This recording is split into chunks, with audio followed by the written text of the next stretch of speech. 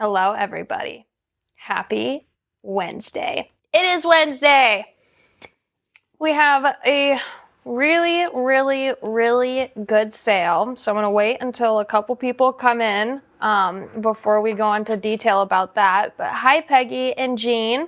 Peggy looks to be on YouTube and Jean over on Facebook. Welcome. I'm excited for today. What's that? I said, hi, everybody. Oh, I was like, I couldn't hear you. I know you don't have me in your ear, do you? Hi, Candy. Hi, Aunt Nancy. Ooh, speaking of Aunt Nancy and Uncle Doug, they have their 40th anniversary tomorrow. So congratulate them on a successful marriage. No, super fun though. I'm glad that, I hope that they do something fun for because 40 is a big number. It's one of the. That's a lot of years for her to put up with me. Yeah. That is a long time to put up with Uncle Doug. 40 years. How long did you guys date before you got married? Well, we were engaged probably within 4 or 5 months. Sure. And then so we probably knew her for like a year or so. November and married in August. Ooh, love it. Congratulations. Awesome. And also speaking about Aunt Nancy, she is a stinking gem. We love Aunt Nancy. I was on Instagram yesterday and I just see Aunt Nancy's page, which you guys need to go follow it. It's Rocky Hill Quilts, I think, is her username. But her profile picture, adorable. Her quilts, adorable. Everything about her page is adorable. So go check out Aunt Nancy's quilts over there because she's a stinking gem. And she goes live too. She is a gem. She might even pop in here behind you. I don't know if we can convince her. We might get a surprise visit from Aunt Nancy. Maybe. I'm excited. We'll see. Okay. Hi, Juanita. Thanks for joining us again. It's good to see you back here. But yes, Rocky Hill Quilts. Yes, thank you, Peggy, for commenting that. So go follow Aunt Nancy over on Instagram because she's amazing. Hi, Kathy. Good to see you too. And Janet. Janet's over on Facebook. Kathy's over on YouTube. So this sale, very quickly, is a really good sale, actually. And it's running on all 3 of our sites. Now, retail, you don't have a threshold. All Chain and Findings are 30% off on the retail site. For the live shop site, after you meet a $50 order on Chain and Findings, so if you have $50 worth of Chain and Findings in your cart, you will get 30% off once you meet that $50 threshold.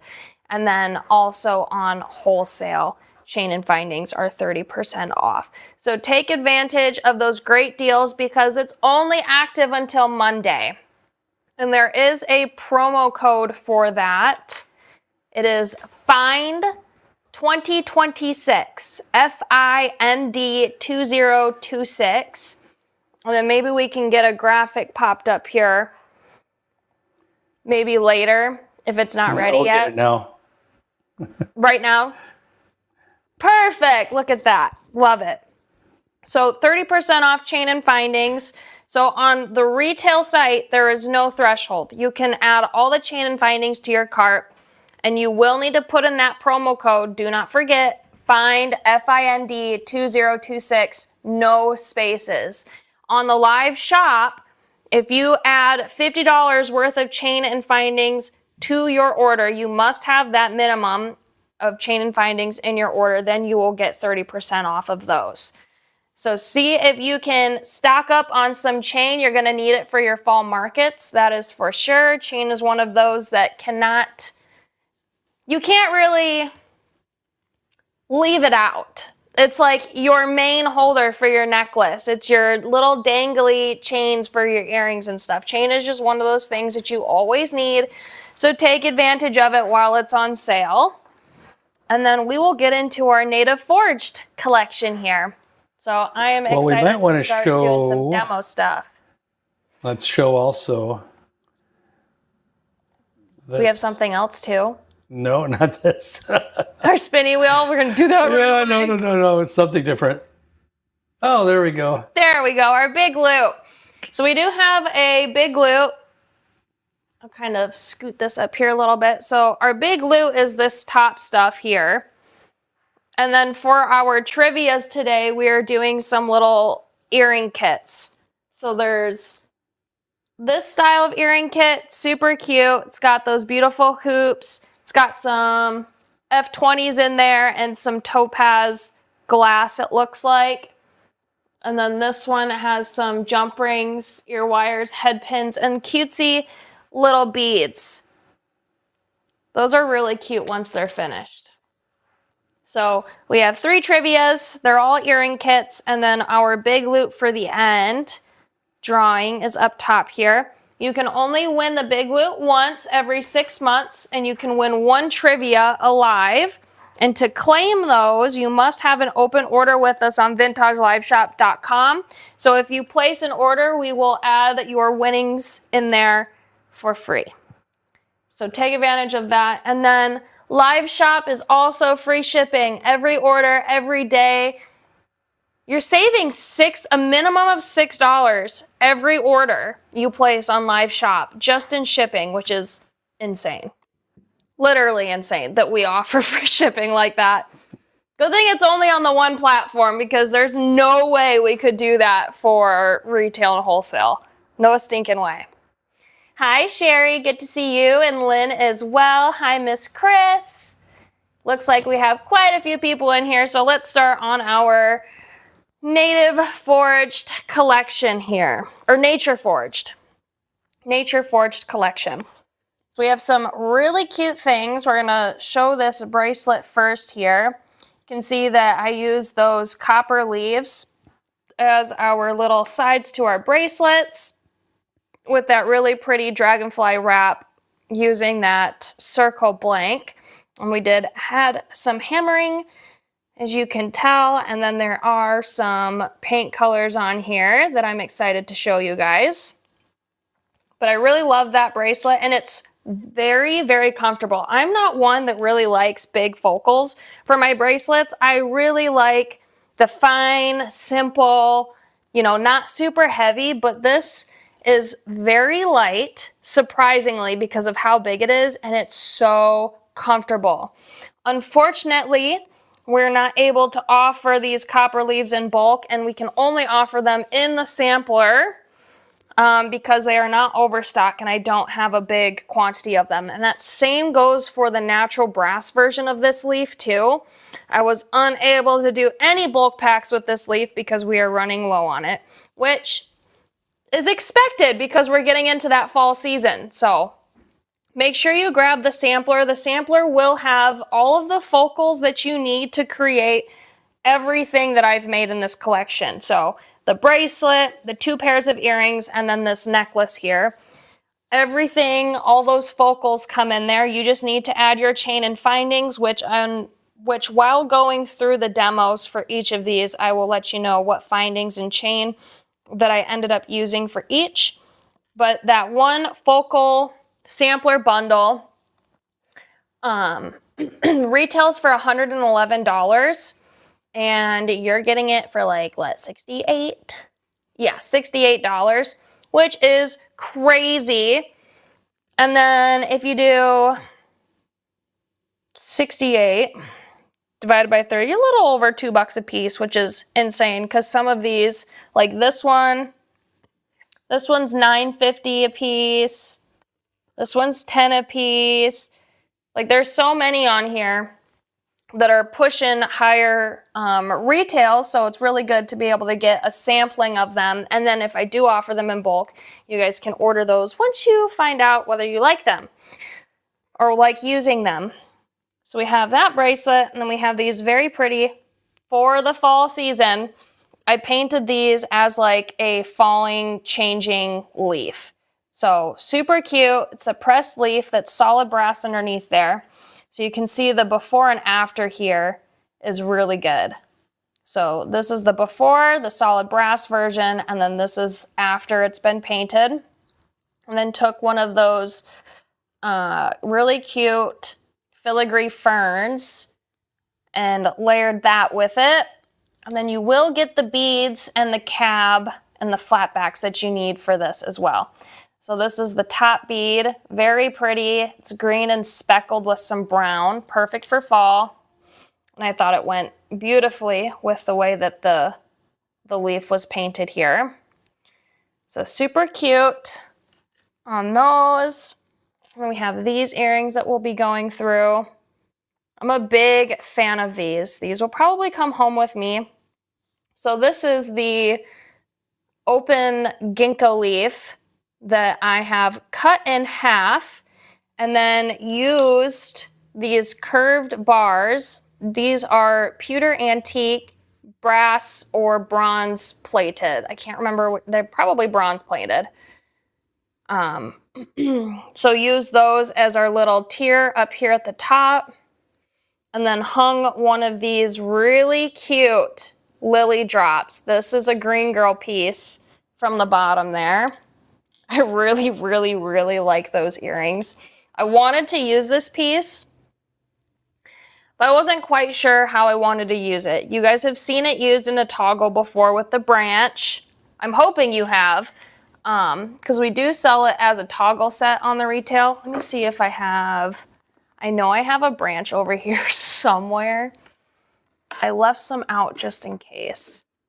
Hold on, because I think that that's important to show with this.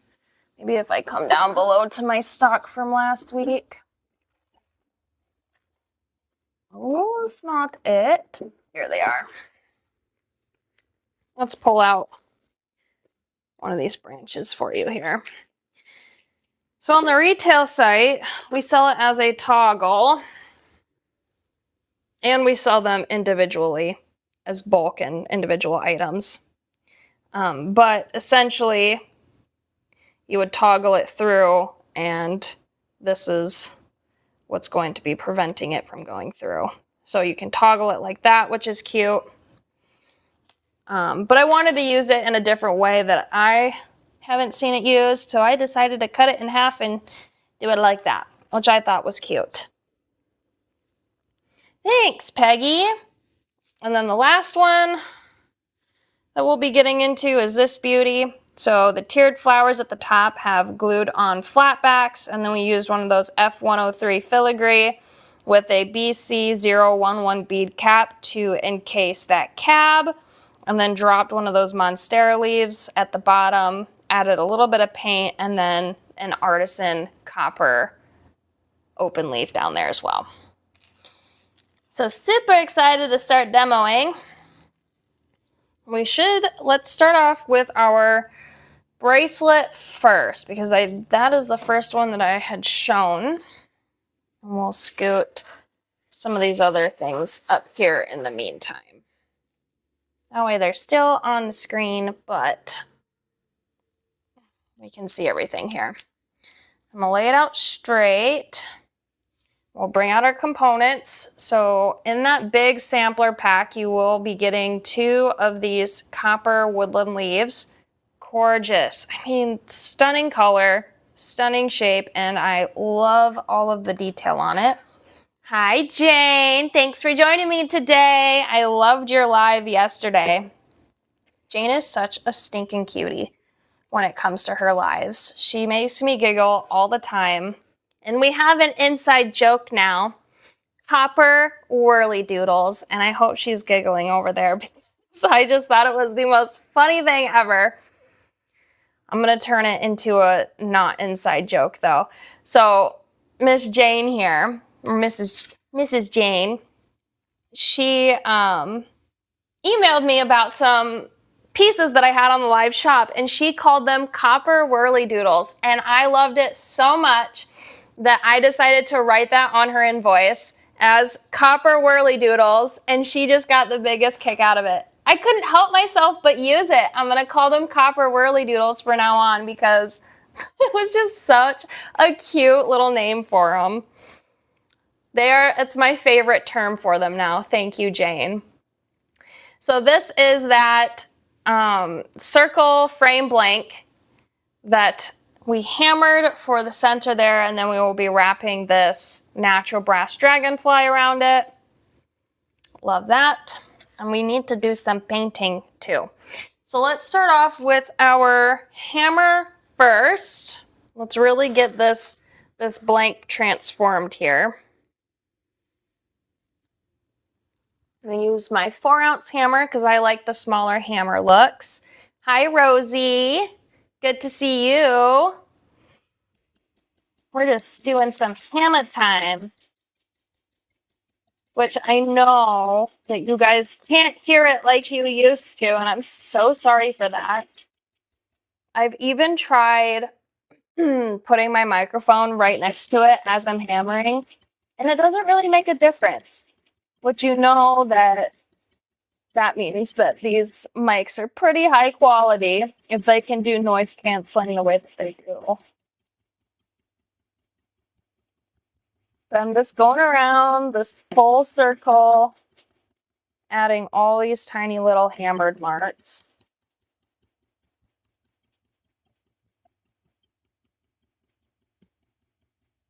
So fun. Just hammer it out. Just like one of those projects that you really want to do if you're mad at somebody. Because then you just crank your hammer down, be like, oh, they stink. I'm just going to hammer the crap out of this piece. Haha, crap and stink in the same sentence. That makes a lot of sense. Oh, goodness.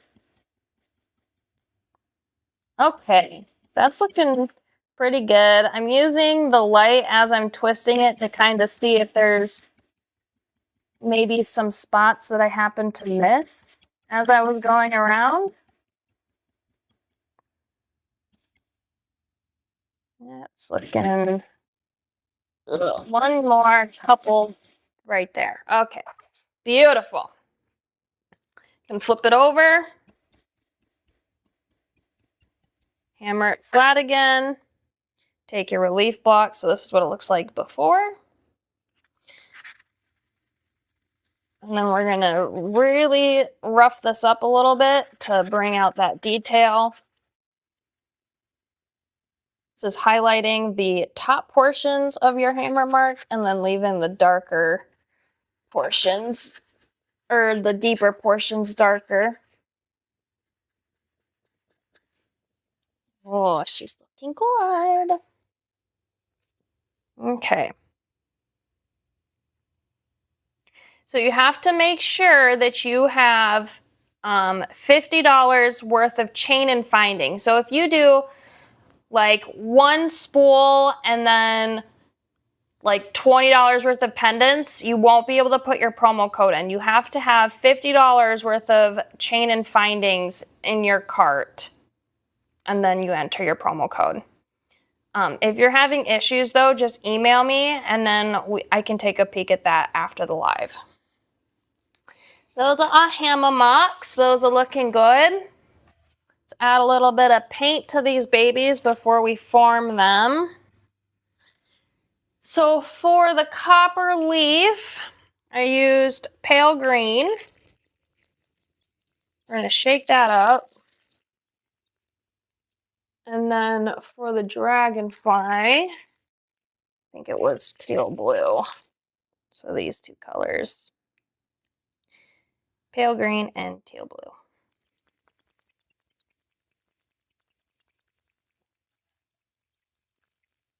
Okay. So let's grab a bristle brush for our copper. Might need to add a little bit more. The bristle brushes really like to soak it up. The antiques are nice because it really gets into those crevices. Okay, that one's looking good. Add some paint to this one.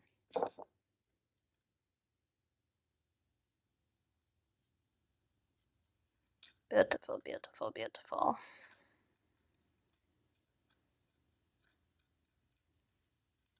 Love, love, love, love, love, love, love.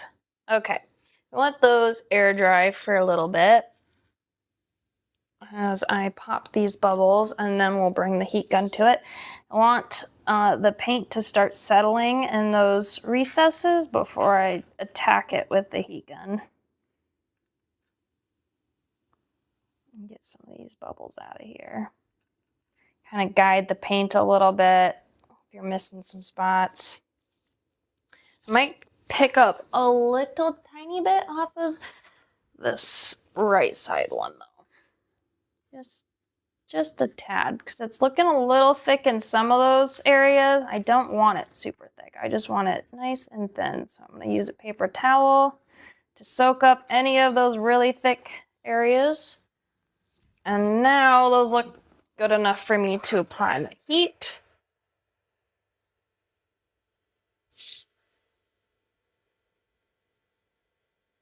Oh, your flu shot? That stinks.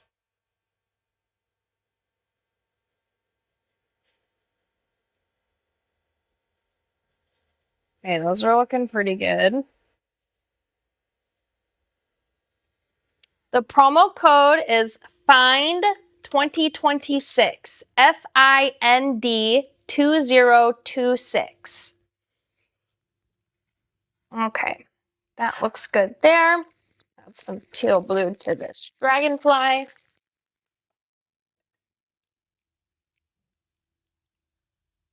Doink. Just add a couple spots in here that I can move around with my brush. And then see if I need to add a little bit more. I might have mixed this with a little bit of that pale green.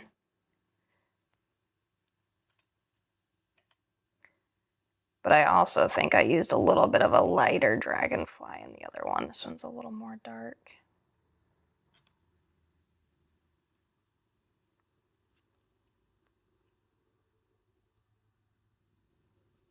Little bits of paint. And then I'm going to add a little bit of that pale green.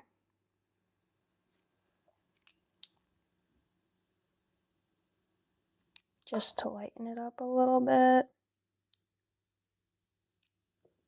That might have been a little too much. Just dunk some of that off to the side there.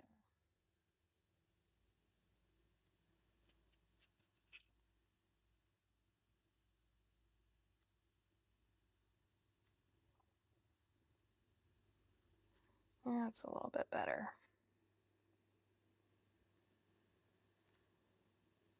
So I had a little bit of a darker dragonfly this time, so I'm just adding a little bit of that pale green over top of that teal blue, which is brightening it up a little bit. All right, attack it with the heat gun.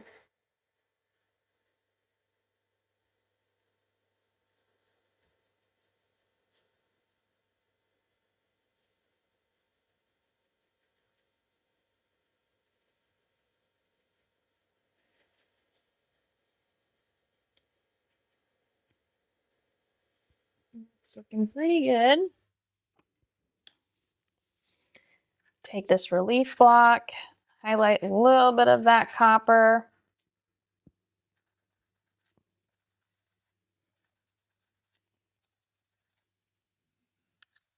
And our dragonfly as well.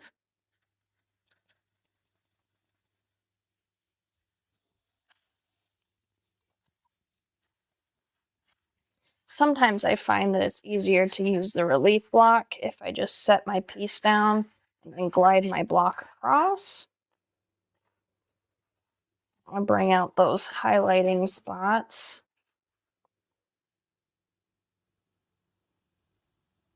Yeah, that looks great. Beautiful.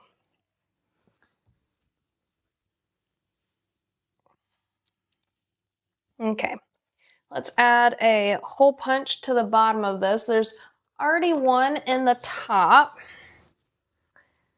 but I'm going to take my hole punch and kind of go down a little bit more. Nice. And approximately, this is like the worst thing for me is trying to line up my top hole and my bottom hole. And then just be careful, make sure you don't over punch. So it's a little bit of a thinner piece, so you want to make sure that you're far enough away from the edge. Looks great. I'll lay my dragonfly on top and make sure that the holes, I can see the holes through the dragonfly wings. And then that's where I'm gauging my fold over points. So you're gonna need your chain nose pliers, these stinkers.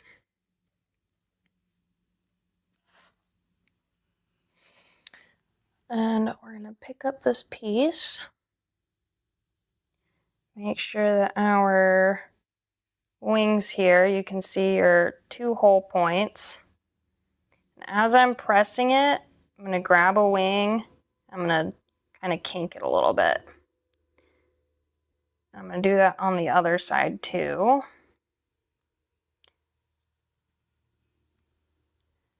That way I know where my bend points are starting. And then it's easier for me to really crank it down. So here's a bend point. Here's another bend point. So I'm just cranking them in without the circle on there first. See if we still line up here.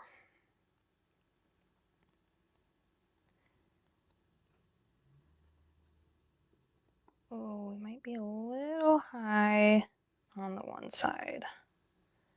Where's my hole here?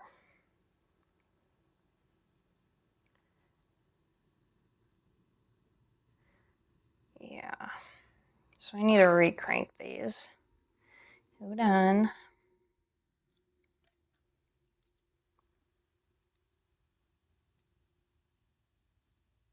Hole. And a hole.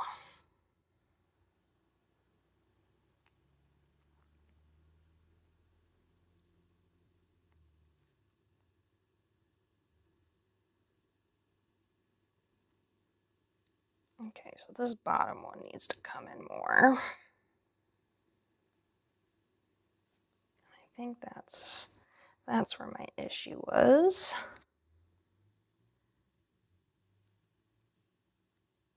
And push it up just a little bit. Crank. Crank. Where's my bead awl here? I'm going to use my bead awl to shift down the circle a little bit.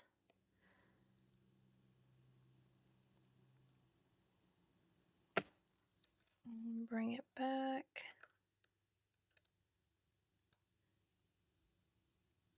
You can do this after you wrap your dragonfly too, if it's easier. That's pretty good.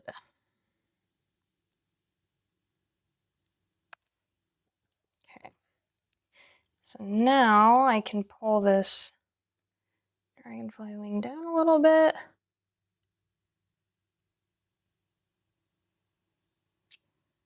So I can see both my holes really well.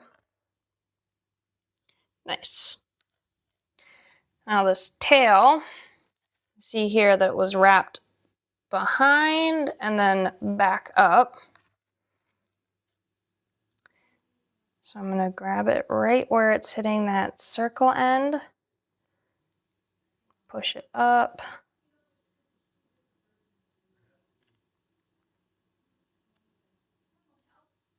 And then we're gonna pull it down the back and then fold it back up the front. See your little tail wraps. Perfect. And then for our leaves, we're going to use these big barrel pliers. so we can make our bracelet curve. I'm just going to use my finger here.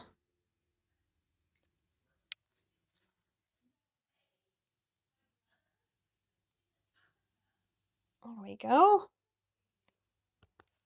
Those look pretty similar. Yeah, those actually match up perfect. If you have difficulties matching your curves, you can always do it like one on top of the other. But that one worked out perfect. And they look a little bit higher than those. So I might just, boop, squish it down a little bit.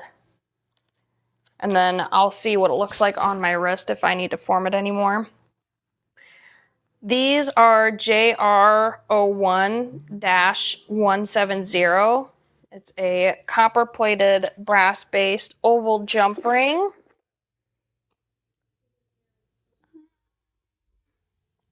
Which maybe I need to grab some of those. So I might be out in my little bin here. I like to match plating colors whenever I can. And copper is just one of those really great fall colors.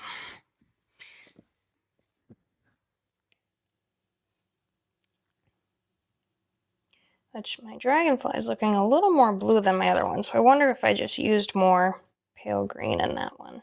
It's been a minute. Sometimes I forget what I do.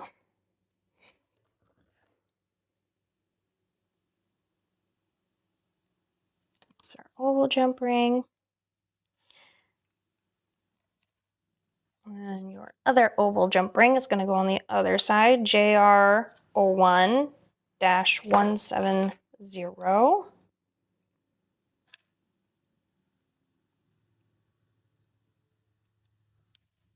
I need to attach my leaf first.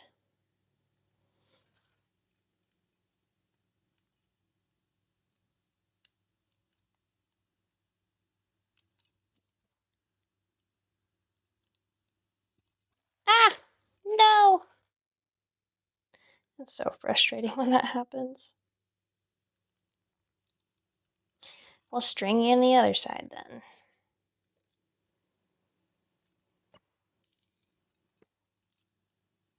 Beautiful. See what it looks like on the wrist. It's looking pretty good. Looks like I just need to curve this tail a little bit down here. So I'm just going to bring that in. Curve's perfect. And I need to do the other side just a little bit at the bottom there.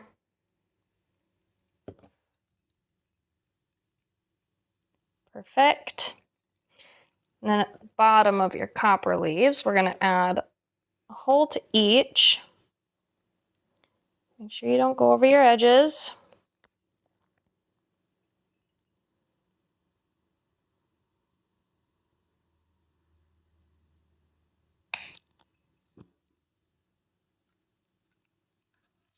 And then for the chain here, since CH001 is not soldered, you can open and close those links.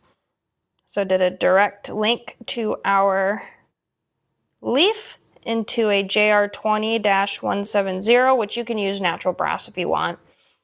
And then a CL0003 on one side.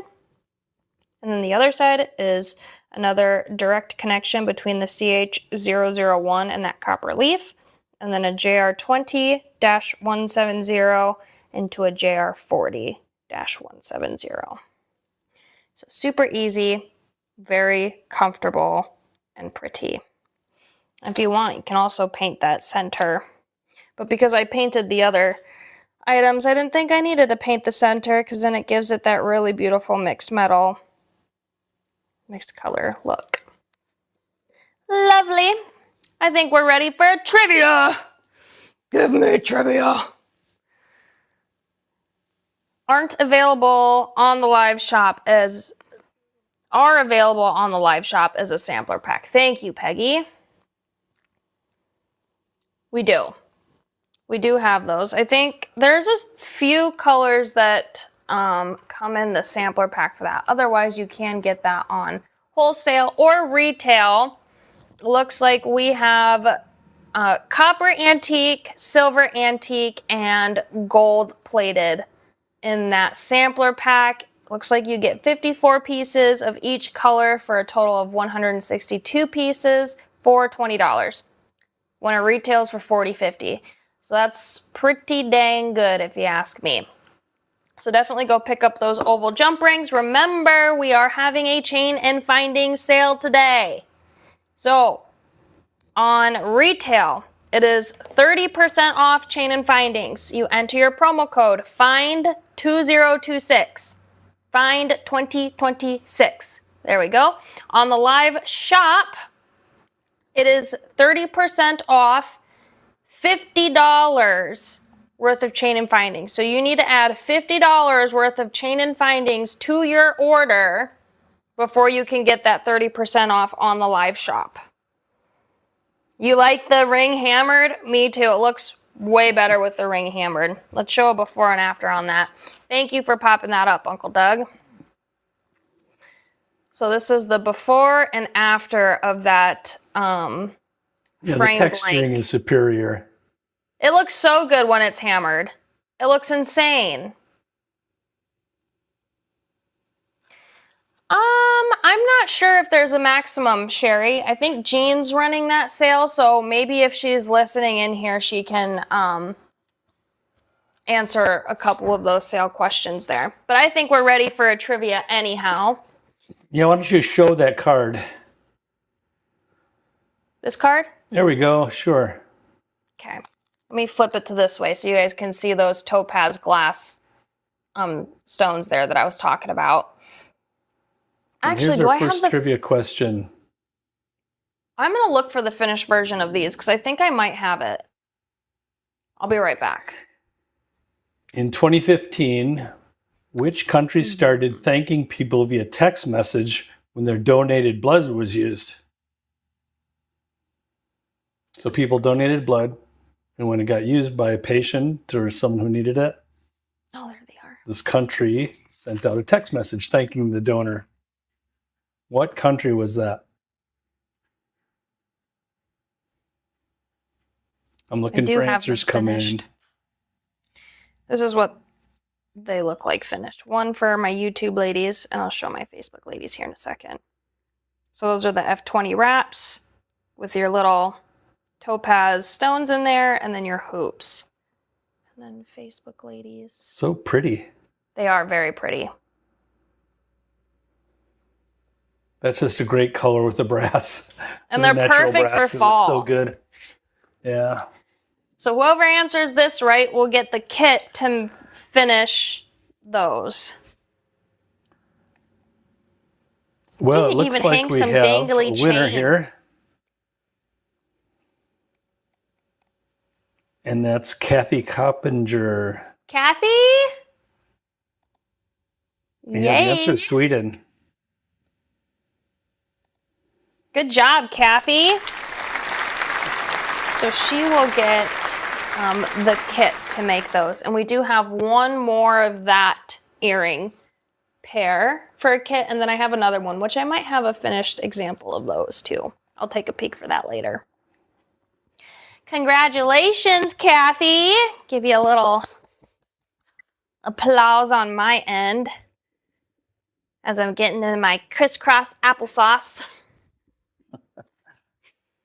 Good job, Kathy.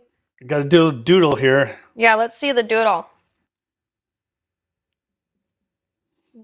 I was tempted to do a picture of blood, but I thought maybe that wouldn't go through so well. Yeah.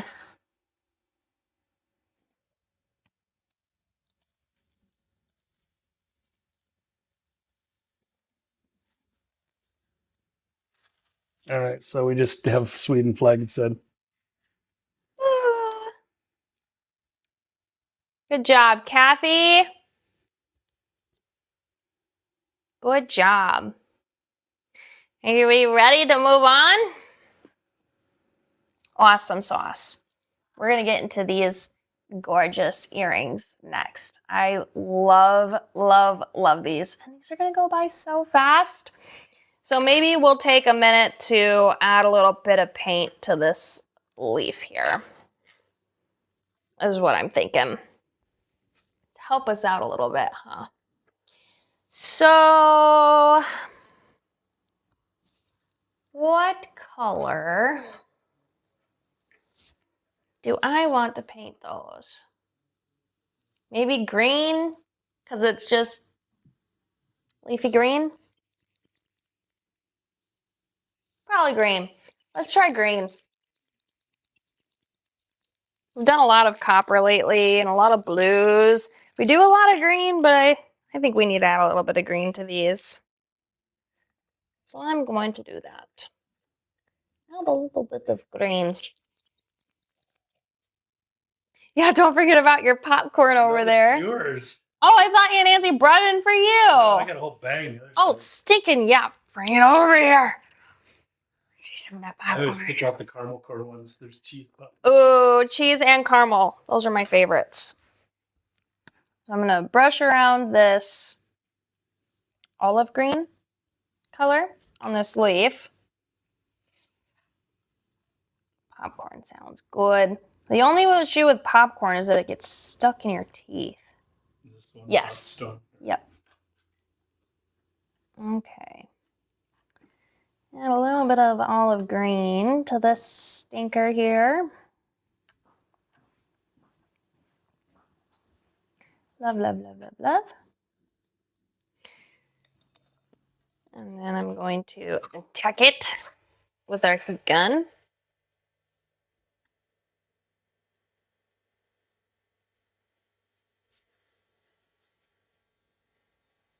And then we're going to need our shears as well. So when I'm talking about shears, I'm talking about these honkers. So we're going to need these honkers.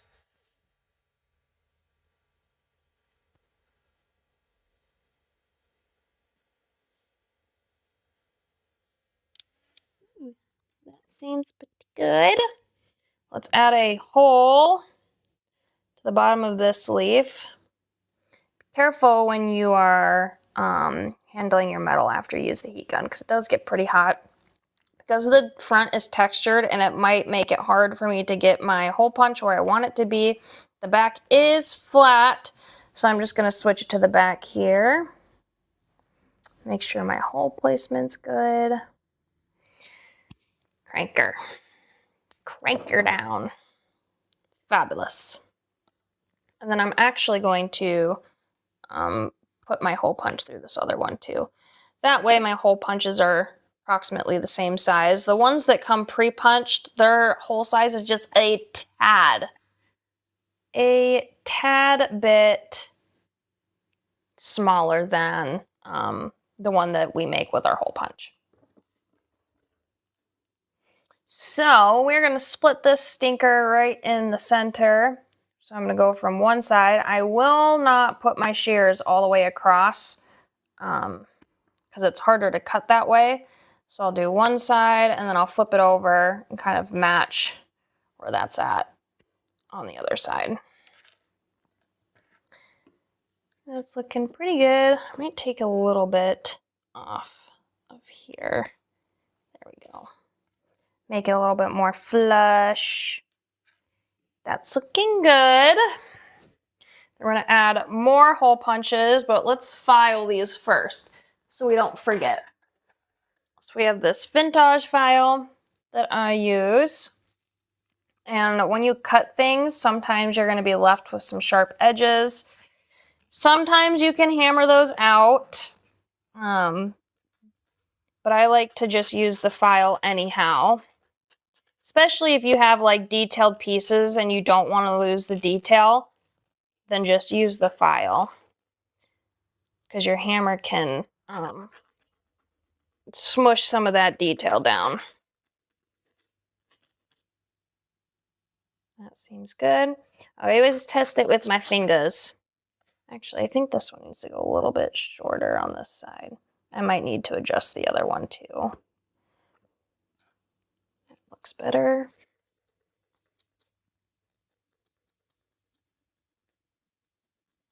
I'm just rounding out my sharp corners.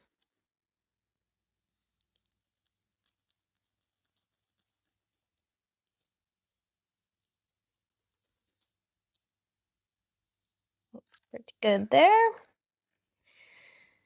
And then we'll do it on the other side. Double check your hole punch areas too. My hole punch is getting old, so it's not pushing the metal all the way through sometimes. So I'll have to go in and just clean up that hole punch a little bit.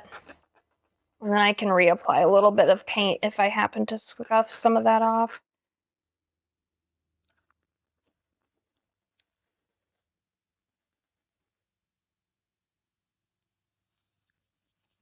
The finger trick really helps. I'm just gonna take a tiny bit off that side.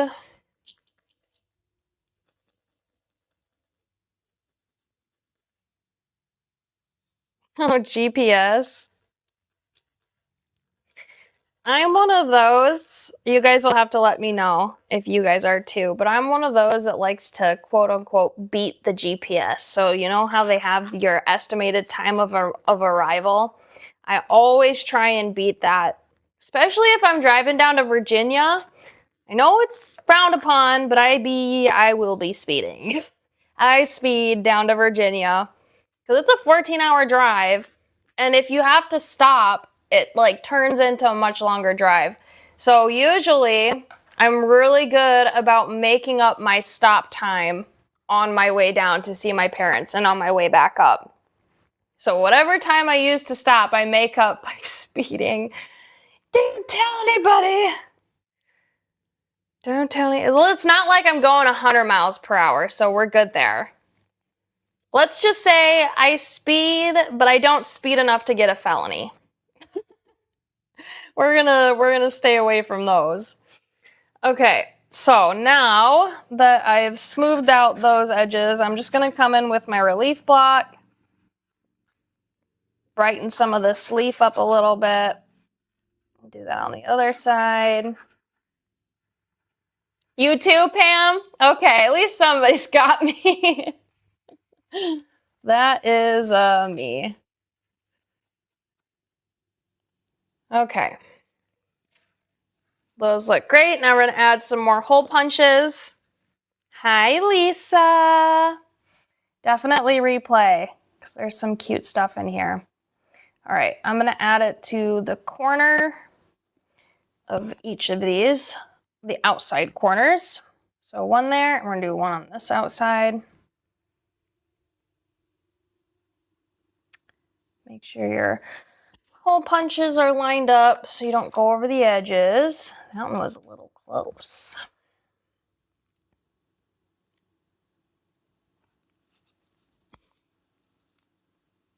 Oh yeah, baby. We're gonna punch some holes. Great. That worked out perfect. Now these two little green girl drops here, they're gonna go in your bottom hole. They're super cute though. These are pewter-based bronze antique plated, or brass antique plated, one or the other. Sometimes those two platings are a little hard to tell.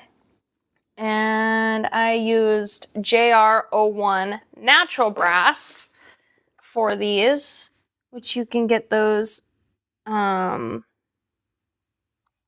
the retail site or the wholesale site. I don't think I have the NBS version on the live shop. Well, good thing I've never gotten a speeding ticket. I think the only ticket I've ever gotten out of all the times that I've been pulled over for speeding and other things, I've always gotten warnings complimenting my angelness. Just kidding. But the only ticket that ended up sticking was I had a pink lit up ring. Just a little pink lit up ring around my headlight. My headlights weren't pink. There was a little pink line around my headlight, and I got pulled over and ticketed for it. A non-moving violation. You are seriously gonna pull me over for having a little pink ring around my headlight when there's people running naked downtown? Like, what's What's more concerning? But anyhow, I went to court. Didn't get the pink thing dropped, but I got having no insurance dropped because I did have insurance. I just didn't have my card and I couldn't remember my login. So when I went to court, I got the insurance dropped. But yeah. For pink headlights, are you kidding me? The only ticket I've ever gotten. I was for sure thought I was going to get ticketed for speeding before pink stinking headlights. Or not even pink headlights. A pink ring. Um.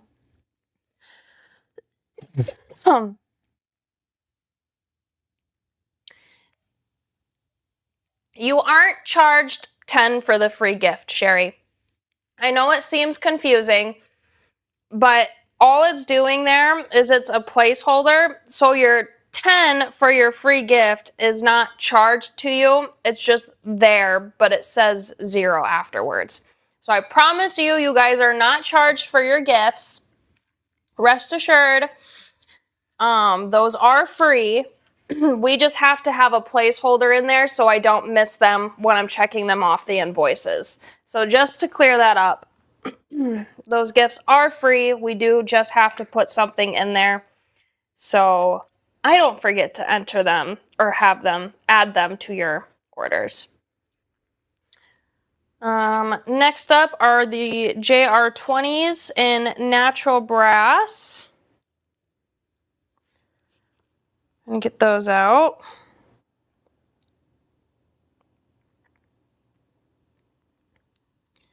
A broken taillight is also a moving violation. Yeah. I just recently had a taillight go out. And I fixed that because I was nervous for maybe having to get pulled over for that. So I did fix that right away. But my car does it? Does yours, Lisa, where it gives you like a little warning that your taillight's out? Or does it like flicker faster than what it usually does? Because that's what happened to mine.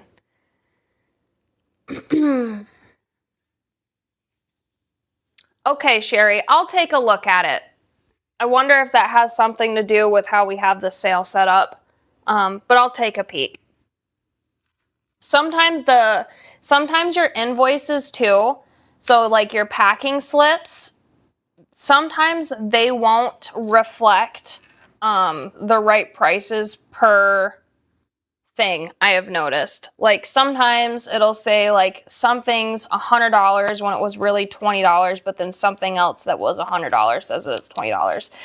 So I have seen some of those cases too, but I will take a peek at your order, Sherry, and make sure that it's taken care of.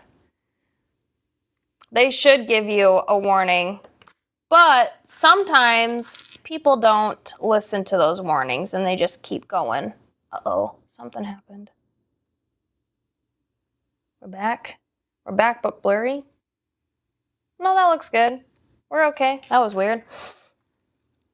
Oh, I think it's because I'm getting notifications on my phone for something.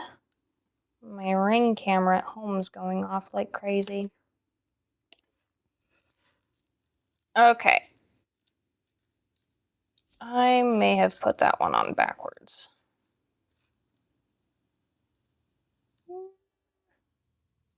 No, that looks right. Maybe? Let me see here. If I scrunch these together at the top, if I put those on right. Up. Up. Oh, I might have put one on backwards. Sometimes these can get a little confusing. So this one's got to flip, I think. I should just put them together at the top and then do them at the bottom.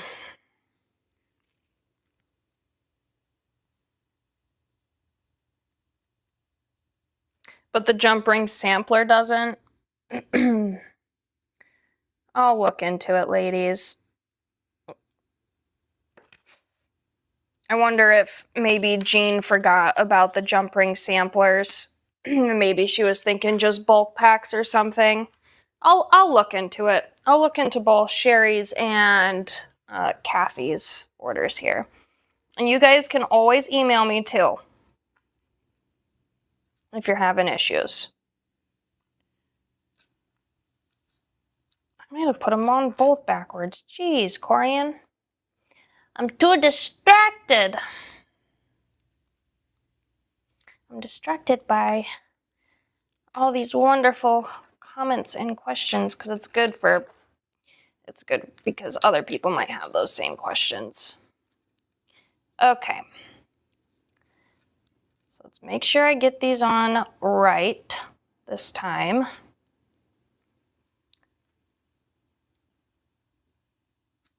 So I think that one's going that way.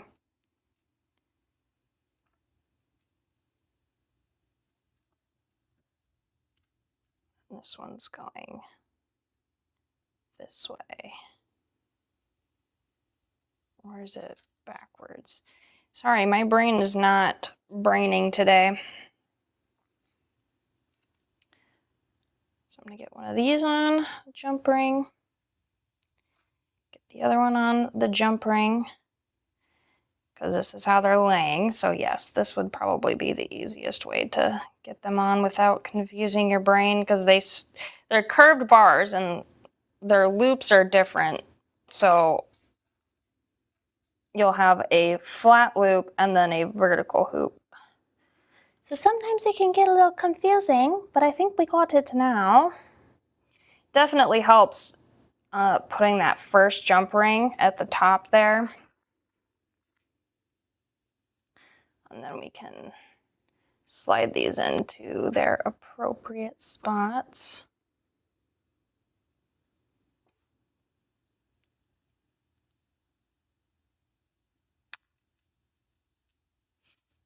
My other jump ring.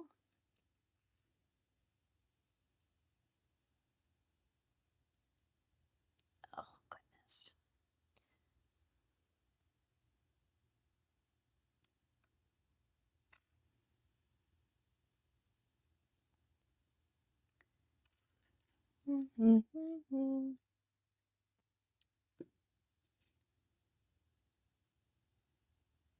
Okay. Those were our JR20s. And then another JR20 goes on top. And then that's going into an ER006, which I also need to grab one of those stinkers. Or two of them, actually, because it's a pair. But you will add your chain and findings to that big sampler, but it does come with all the focals you need for the full set that we did today. The necklace, the 2 earrings, and the bracelet.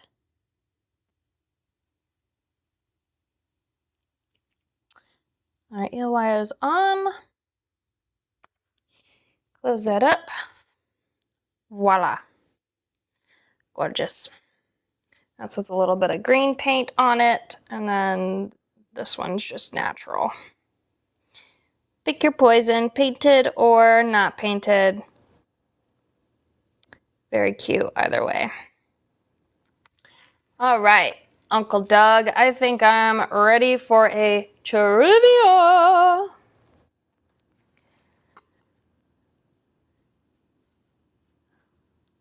Okay, so the sampler packs are having issues with sale stuff. So maybe we can, after our trivia, Uncle Doug, do you mind messaging Jean about finding sampler packs on the live shop? Yeah, it's likely just a classification where she picked up all the findings, but not the sampler pack. Right. Yeah, we'll take care of that. Thank you. Trivia, huh? No, you shouldn't throw them across the room, Peggy. Peggy? But what? you know what, though? I have, under some serious frustration, I have taken a piece and just, I'll see you later.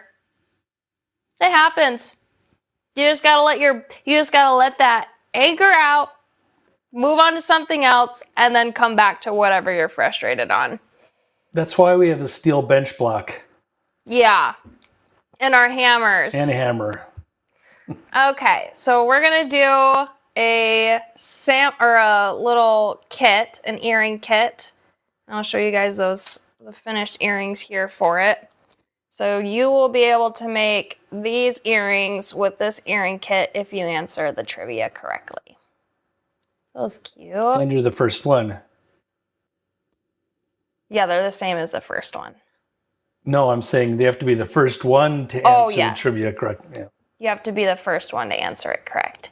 We can't give away 50 of these bad boys, fortunately. Cute. All right, let's see what our trivia question is. Let's see if you know this, Corey. Let's see.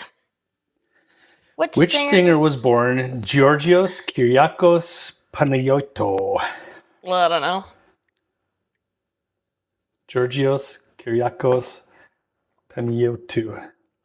I don't know. Well, we shall see. Big bowl popcorn. Save the caramel ones. Uncle Doug. I want the caramel corn ones. The cheese is nice because it's soft. And you can't hear me chewing.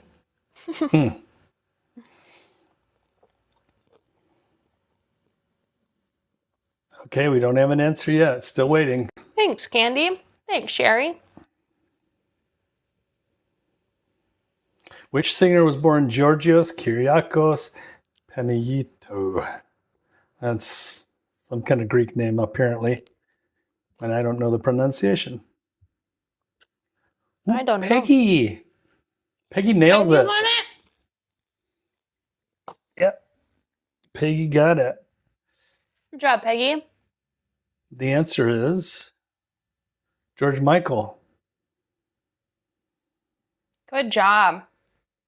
And she's going to get that cute earring kit. Here, Peggy, if you want to screenshot this. And who won the first one? Kathy? If you want to screenshot this as I'm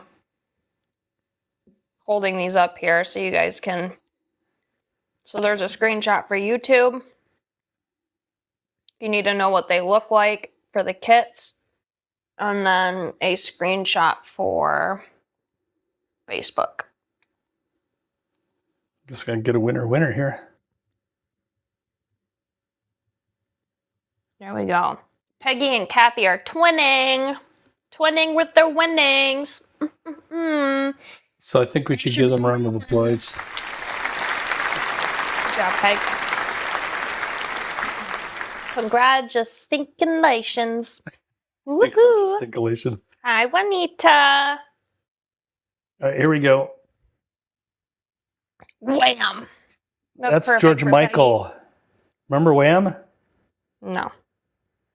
I don't. Come on. 1980s. Good job. Love, love, love. Now you're telling me you have my baby. Okay. Tell you that I'm happy. Oh, wait, he has that other Christmas song, doesn't he? I don't know. Chime in, everybody. Extra points. What's the George Michael Christmas song? I will say I am uneducated when it comes to like artists and their songs and so on and so forth.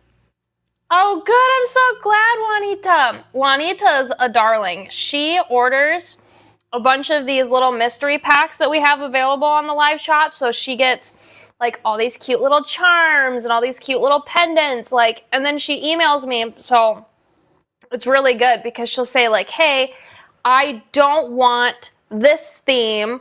I design more towards this theme. So I'm like in my head, okay, let's not grab this stuff and let's grab all like oceany or reptiles or things like that where I'm like, okay, she's going to love this because this is everything she wants. So you guys can email me about your mystery packs too and be like, hey, Corian, please don't add this, this, and this, but I'm more than happy to receive this, this, and this.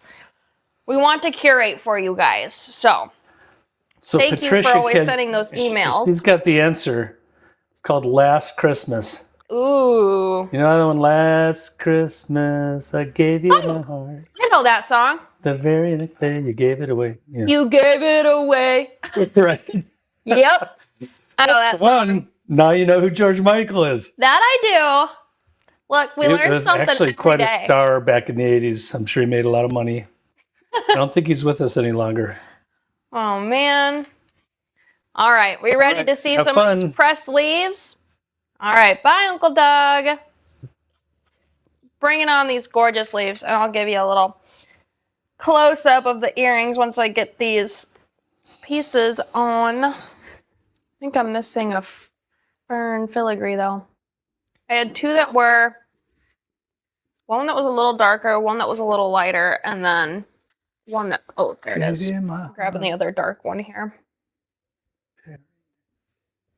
Give it away. Yep. I know that song. See, that's what I need somebody to do, like a little singing version of whatever song it is, and then usually I'll be like, oh, okay, I know. Yeah, I'm sure it was only the words with me, not the tune. Whatever.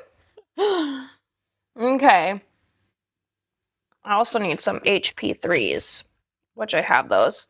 I'm using HPV3 though, because we were working with solid brass a majority of this, so that's why I use the solid brass version of the head pin.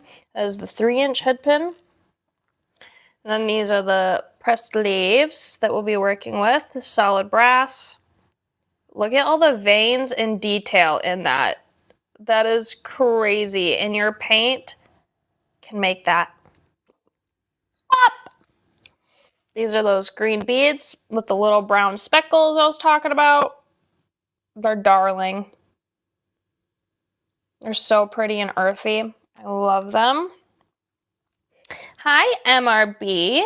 Yes, we're showing some finished jewelry. So earlier today,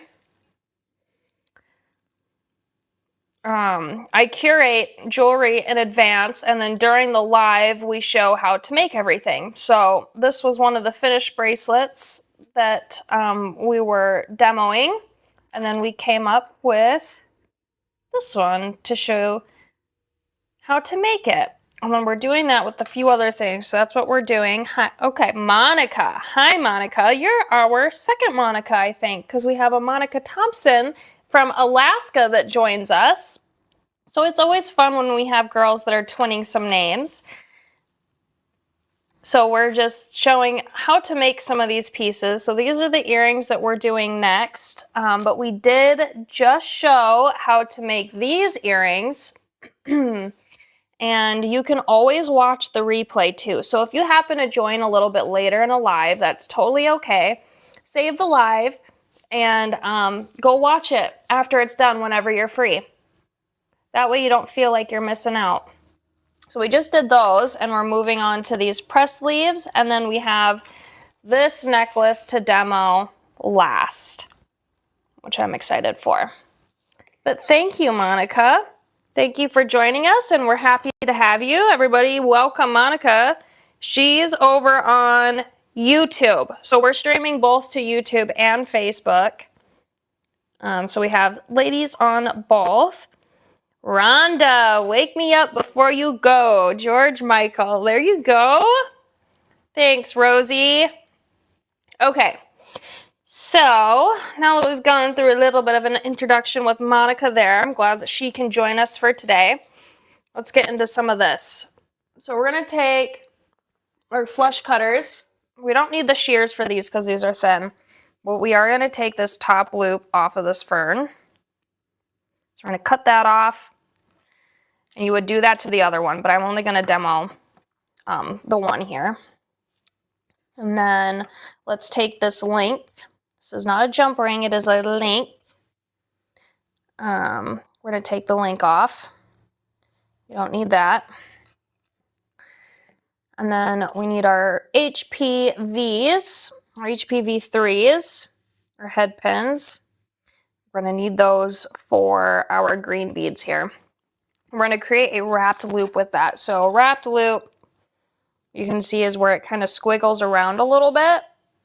Gives it a little bit more of an upscale look when you add those. Oh, I'm glad you're a jewelry maker. Well, you'll love this. And if you love making jewelry, Monica, you can visit vintageliveshop.com, which is our bulk sale site, or you can visit vintage.com, which is our retail site. We also have a wholesale site as well if you're a wholesale lady. But on the live shop, we do sell kits and samplers to include. So sometimes there will be listings that are full kits, so it comes with everything you need to make it, your pendants, charms, jump rings, beads, you name it. And then other things are samplers, so it comes with all the focals you need. You just need to add your chain and findings. So I think you'll have a really good time browsing that site. And then for these demos and stuff, once you get your product, you can watch the live over and make it with me as I'm on the live. Yes, we go live every Wednesday and Friday. Uncle Doug and I are on Wednesdays, and Jean and Ainsley are typically on Fridays. So you get 2 free classes a week, which is crazy. Okay, so I'm going to come down a little bit on this HP3. I did clip off the head because I don't need the head. We don't need it as a head pin. We want it as an eye pin. Thanks, Juanita. The bracelet is stunning. I love it. And it's so comfortable and lightweight. You wouldn't even believe it. I'm going to bend this over. So we're creating like a little pin here. We're going to cinch that. We're going to grab our chain nose pliers on the end, the short end. And I'm going to wrap that around my base here and then bring it up the front, which I'm going to use my other chain nose here. I'm going to make these loops a little bit bigger than my other ones to hold that loop there. And we're going to wrap this HP3 around. The HP3 is thicker, so it's a little bit tougher to get a wrapped loop than it would be if you're working with an HPF 2.5, which are those pearl head pins, the really thin ones. But it is, I wanted to show that your wrapped loops are doable with the HP3s. You just have to crank it a little bit differently than you would the HP2 or HPFs. All right, tucking that tail. That looks good. You can go down a little bit more if you want more coils, but I'm usually good around that 2-3 mark. So we'll straighten out my pin there. Looks good. We're going to string this bead on. And then we're going to do that same thing, but on the other side. I'm going to come all the way down here. I'm going to go up just a little bit because I need that room for the coil, right? So I'm just going to stick my nail in there and then just push my pliers up a little bit for enough coil room. Maybe just a little bit more. Okay. I'm going to wrap this down and up. So we have our loop there forming. Grab your loop with your chain nose. Grab your end with your other chain nose and wrap for your little loop. You may have some excess, so we're just gonna snip that off with our flush cutters and tuck that tail. And it looks like I'm gonna need to straighten my loops here, so I'm gonna grab a loop on either side, flatten them out so they're facing the right direction. It's looking good. I might pull this one a little bit to the right. It's looking good there. And then for our fern, we're actually gonna wait on that. So we have our wrapped loop for that. Let's paint Let's paint our leaves here to match. So this is the before and the after. So I'm gonna grab a little bit of this. Oh, I left that one in my office. The one, I saw it, I knew I forgot it, and I was gonna grab it again, and then I forgot it again. So I'm grabbing the black antique color, which you are just gonna use the smallest amount of, but you do need it. So we're gonna grab that. Amber yellow. And then I think I had this green in there too. That olive green color. So we're gonna start with these. Olive green, black, and amber yellow in the antique line. I'm gonna start with amber yellow first. You might not see a huge difference because you're doing yellow on yellow, but it's actually easier to see on camera than what I was thinking it was gonna be, so that's good.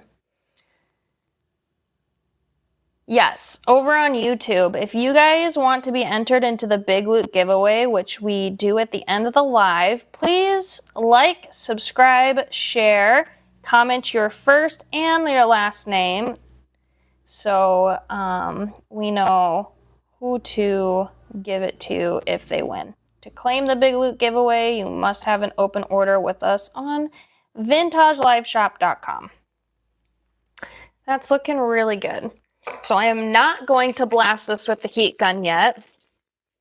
And over on Facebook here, to be entered into the Big Loot giveaway, you must react to our live. So like it or love it. And then we will get you entered into that giveaway as well.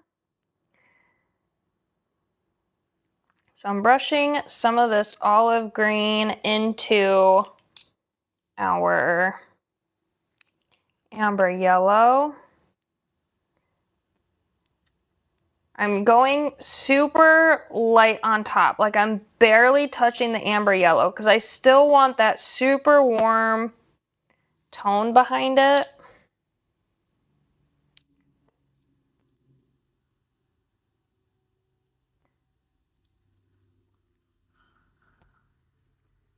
Okay, that's looking good. I'm gonna start to heat gun it a little bit.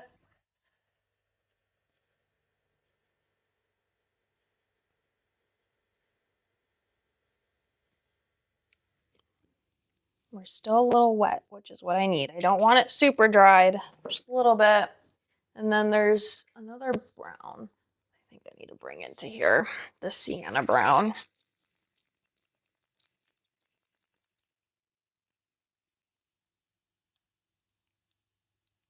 A little bit of that. This is going to really deepen it, which is what we want for our fallen leaves. I might have to dry this just a little bit more than what it is. Actually, instead of doing that, I'm just going to pick some of it up. I'll pick a little bit of it up.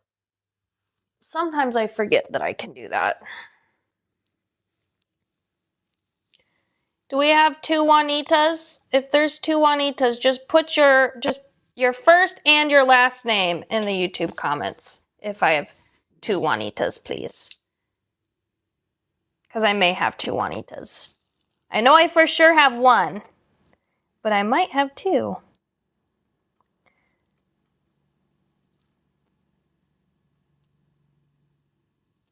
A light brushing of that sienna brown with the olive green and the amber yellow.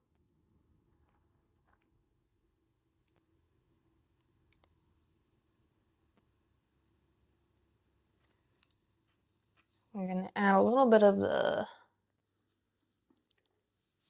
not sepia. Where's my brick red? There it is.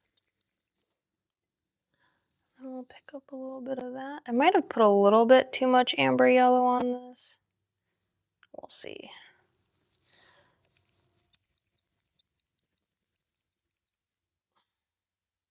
This was a super layered color combo, so we're just gonna keep layering on all those fall colors. That was the brick red. Might need to add a little bit more green to that.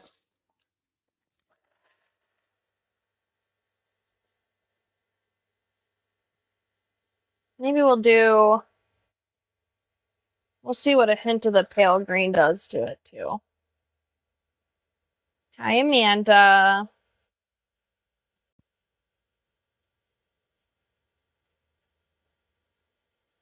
Thanks, Leslie. That was kind of the goal, was to kind of make it look like it was a real old, just fallen leaf. Might add a little bit more green. Just using all of the colors that you would see in the changing leaves come fall. So your greens, your yellows, your brick reds, a little bit of that black.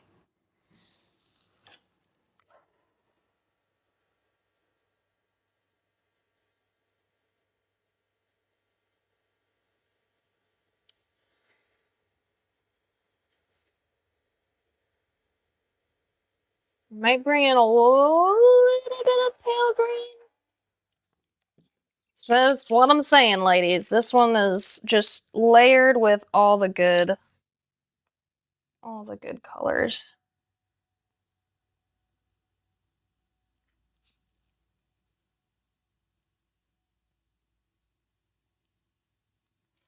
And then, what do I keep doing with that paper towel?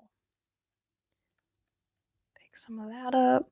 I don't need it super heavy, just to lighten it a little bit. I think this one's looking even more real than the other. This one's more like a changing leaf on the trees. This one's more of like a fallen leaf on the ground. Okay. When I say little, a little itty bitty tiny bit of black. Tiny. Tiny. Teeny tiny. And I'll show you. I'll show you how tiny I mean. Let me bring this little paper over here because this is what I've been using for now. Good. That's all you need. That's probably even too much. That is all you need of the black. Well, maybe, actually, this is paper, so duh, Corian, it's gonna soak in. Duh, duh, duh. Here we go. Little bit. Those are mostly bubbles. Okay, that's plenty. That's plenty. I'm gonna pick it up with my brush and brush it off to the side because I don't need that much. Just little marks of black. And if it's too heavy, stick your finger on it right away and pick it up. That usually helps me with that. And the black spots are kind of like at random, wherever I think it needs maybe a little bit more antiquing. But the black is so subtle, but it seriously makes like the biggest difference. Okay, let's take the heat gun to it for a sec.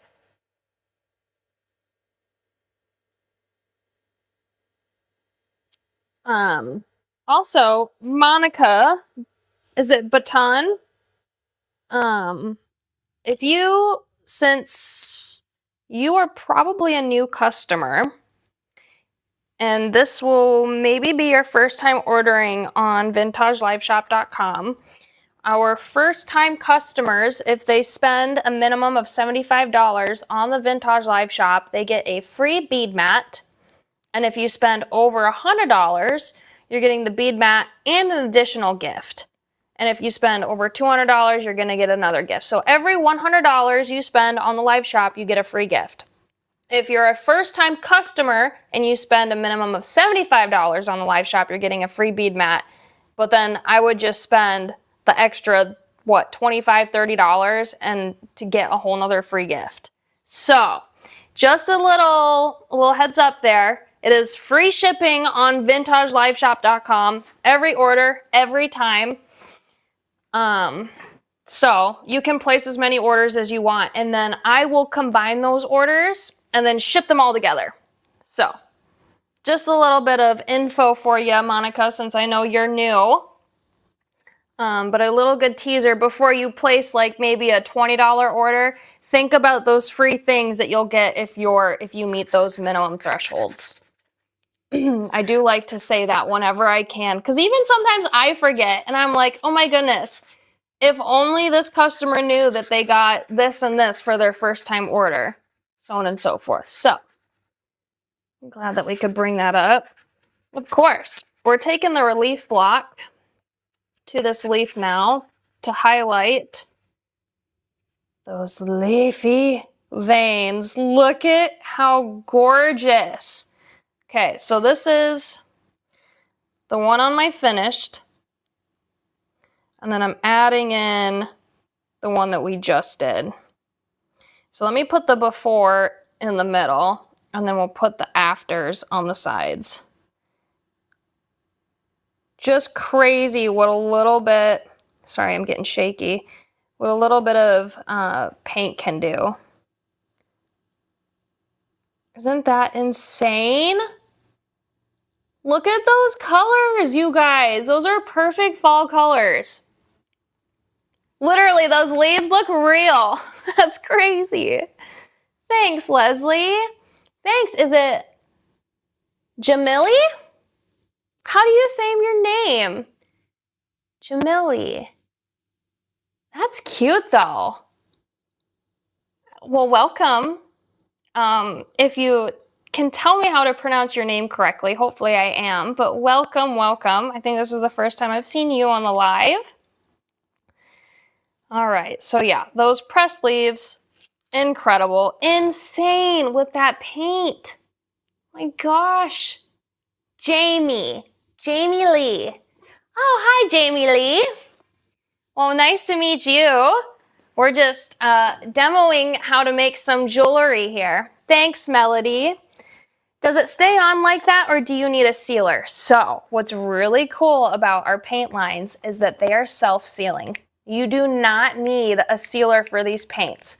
But in the case that you do want to quote unquote seal them or make them last for even longer, we do offer a matte and a gloss glaze in the paint, in our antique line and in our paint line, that you can brush over them to give them, let's say, like a glossy or a more matte look. But they are self-sealing, so you do not need to add a sealer after these. It's pretty incredible.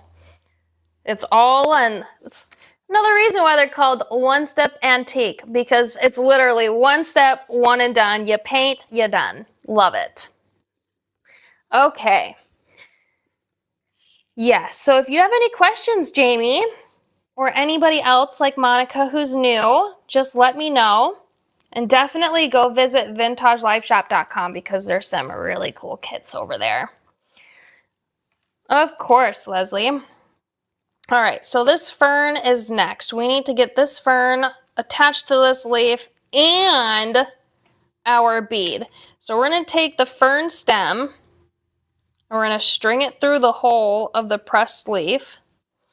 And then you can take your fingers here and just push it down against your leaf. And this is what we're going to create our loop out of, is that stem that's coming up the top. So I'm going to work it forward, and evidently it's going to end up almost going into that same hole that the stem is going into. So let's hold our pieces together. You can kind of pinch it with your pliers too if that helps kind of keep it in place and get it really cinched down nice. And then you're going to grab from the top and you're going to make your loop.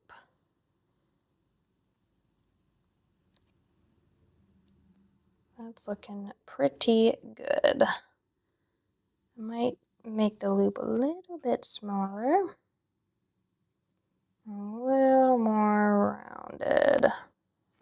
That's looking good. And then I did take the relief block to this fern. So we're just going to do a little bit. You can do that before or after. Doesn't really matter. That way it just adds a little bit of some shiny detail on that fern. Love that. We may also sell these ferns in solid brass. I have a bulk pack of them in natural brass on the live shop, but we might have a solid brass version too on the retail site. You can always add like a little bit of black paint or that sienna brown to kind of darken it a little bit. I think that looks spectacular. So now that we have our loop, I can open it, string on my green speckled bead, close that loop. Oop, I might have unformed it. Let me form that again.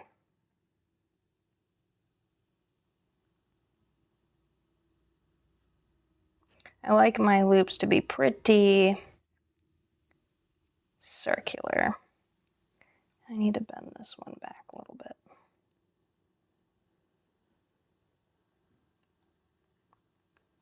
And in.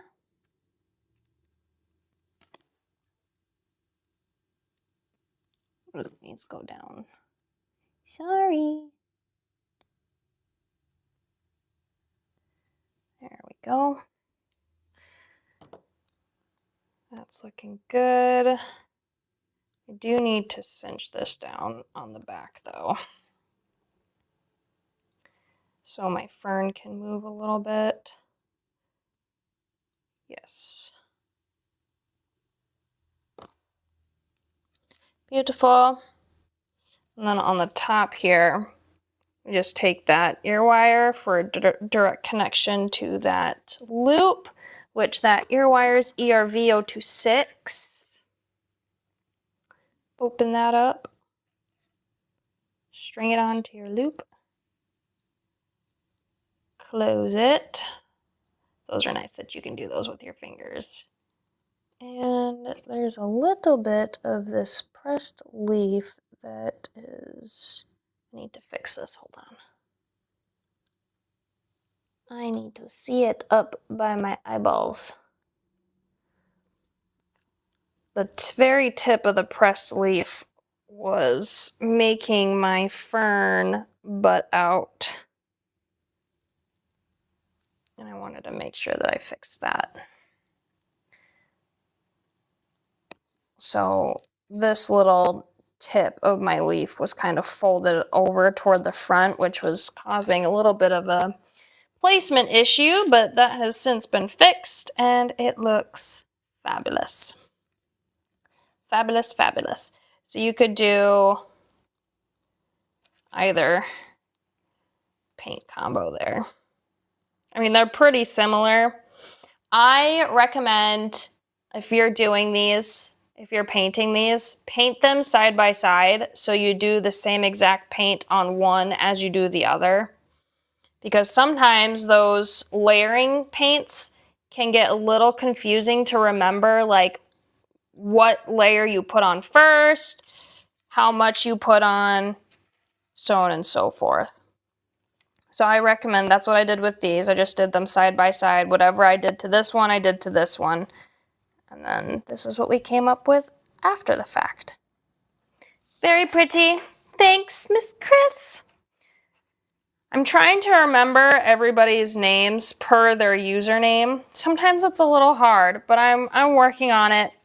So please don't be mad at me if I call you by your username. I'm still learning. Okay, I think we're ready for a trivia. Our last trivia for today. and then we will do our we'll do our necklace demo, and then after our necklace demo, we will do the big loot giveaway. So I think Miss Chris is Patricia. it's Patricia. Patricia is my Miss Chris. Patricia Cohen, I believe. I need to have like a little cheat sheet where it says like who is who. And that be like, would wait, get pretty long. okay. Yeah. All right. While you're doing that for the trivia, this is our next demo that we'll be doing. So this will come shortly after the trivia. Hi, Elizabeth Dawson. And then Uncle Doug's going to do trivia while I see if I can grab the finished version of those. Because I think I might have them somewhere. Okay, this is a fun one. Very somewhere. brief. Got to be quick. What was candy corn originally called? Ew, candy corn is gross. Oh, not if you mix it with good stuff. I don't like candy corn. Like peanuts. All I heard honey was roasted candy peanuts corn. and candy corn. I don't like the it. Dad best. likes it. I don't like it though. I think it's gross. Well, Okay. So this is the little kit, the earring kit. It's got those 2 ribbed jump rings, the 2 ER40s, and then a bunch of HP 0001s, and then those little beads. So this is what the green version of what this blue I kit know. will look like are these Come on, cute little yeah. earrings here. So then you just do your little wrapped loops on those bicones, Hello. attach them to your big jump ring, and then your ear wires. Oh, there's Goose. She just peeked her head in and then she disappeared. Just barely. Okay, a lot of people knew the answer to this question, So who was first? and it seems like Patricia Cohen's first. Patricia! Give her a little clap here first. Yes. I'll do mine too. Good job, Patricia. So she's getting this blue earring kit, and then she can make this green, or the blue version of these green earrings. So Patricia, if you want, I'm going to give you a second to screenshot here what the finished earrings look like, if this will help you remember for when you get this in your order. So go ahead and screenshot that, trying to give you a nice view. One for YouTube, and then I'll give a Facebook view too for my Facebook ladies. Doink. Something like that. Cutesy, cutesy, cutesy. Good job, And what Patricia. trivia would be complete without a doodle? Chicken feed. Chicken feed, Interesting. Patricia Cohen. I never knew that. All tastes the same to me. That's a good candy corn, though. Yeah, wasn't it? Mm-hmm. It looked like it would be hard to draw. Yeah, did you see Nancy poked her head? And you should have her come in and say hi on your screen. Have her come over. Wherever she's at, she can come over here. I'll welcome her. Welcome her on the live. I'm sure the ladies would love to see her. Not All right, I'm switching you over to design mode. Yes, design mode. I'm ready. Hey, maybe You like quickly, it? let's show Don't. let's show the mega giveaway real quick and backstage pass. What? Oh. What? Our spinny. Where are we going? Our big loot. I'd like to tell you, So this is the big loot giveaway. You guys can see. Let me like push this in just a little bit because there's a lot of stuff here. So this is the big loot giveaway. At the end of the live, we put all of your individual names into a spinning wheel, And then we spin the wheel, and whoever that wheel lands on wins this big loot, and they get it shipped to them free in their order. You do have to place an order on vintagelifeshop.com to claim it, but that's a whole lot of really good, just amazing stuff. So get your love reactions in and your like reactions over on Facebook, on YouTube. Please like, share, subscribe, and comment your first and last name to be entered into it. That's a big loot, you guys. Like, look at that piece. That's gorgeous. Gorgeous. Gorgeous, gorgeous. And all the rest of these. Like, this is a green girl piece. A green girl tree. And then you have these really cool maidens. These are pewter-based, silver, antique plated. Just a lot of really good stuff. Which that's insane that we even give these away every week. And our backstage pass. You guys will want to get subscribed for that. That is available on vintage.com. So the backstage pass subscription is what? $39 a month, I think. I'm always having to remember between this one and the other one. But anyway, you're getting a monthly stash shipment from me that's worth over $75 worth of materials. You get access to the masterclass library, which you need to be signed into your retail account to access that and be subscribed. But we have over 150 classes in there that you guys can watch. And then you also get exclusive discounts for orders over $50. You get 20% off. Not only that, but you also get a better shipping threshold than people that are not subscribed. So if you're not subscribed, your shipping threshold is $75 before you can get free shipping. Our Backstage Pass subscribers, their shipping threshold is $50 before they can get free shipping. So be mindful. If you're spending $50 and you get 20% off, you no longer are eligible for the free shipping. So add a couple more things to your cart and get that free shipping for sure. Okay, so around $39, yeah. Thank you, Peggy.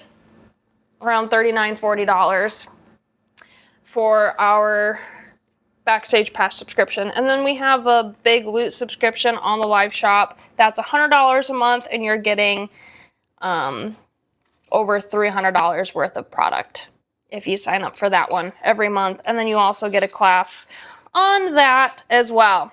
So we just love teaching and sharing all the lovely things that we can with you. Okay.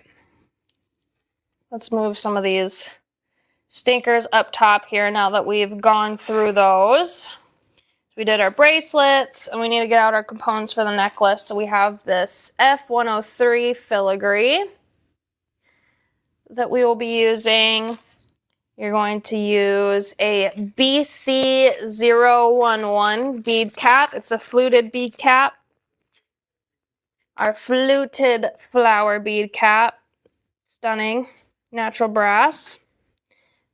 So this is what we're going to use to wrap this cab, which you can get in that sampler pack, in the full sampler. Elizabeth. Hi, Elizabeth. Make sure you love or like react on Facebook to be entered into the big loot giveaway at the end. I'm going to bring those earrings up too. That way we have some more things up top. Okay. Let's grab our Monstera leaf, our Artisan Copper open leaf, our natural brass tiered flowers.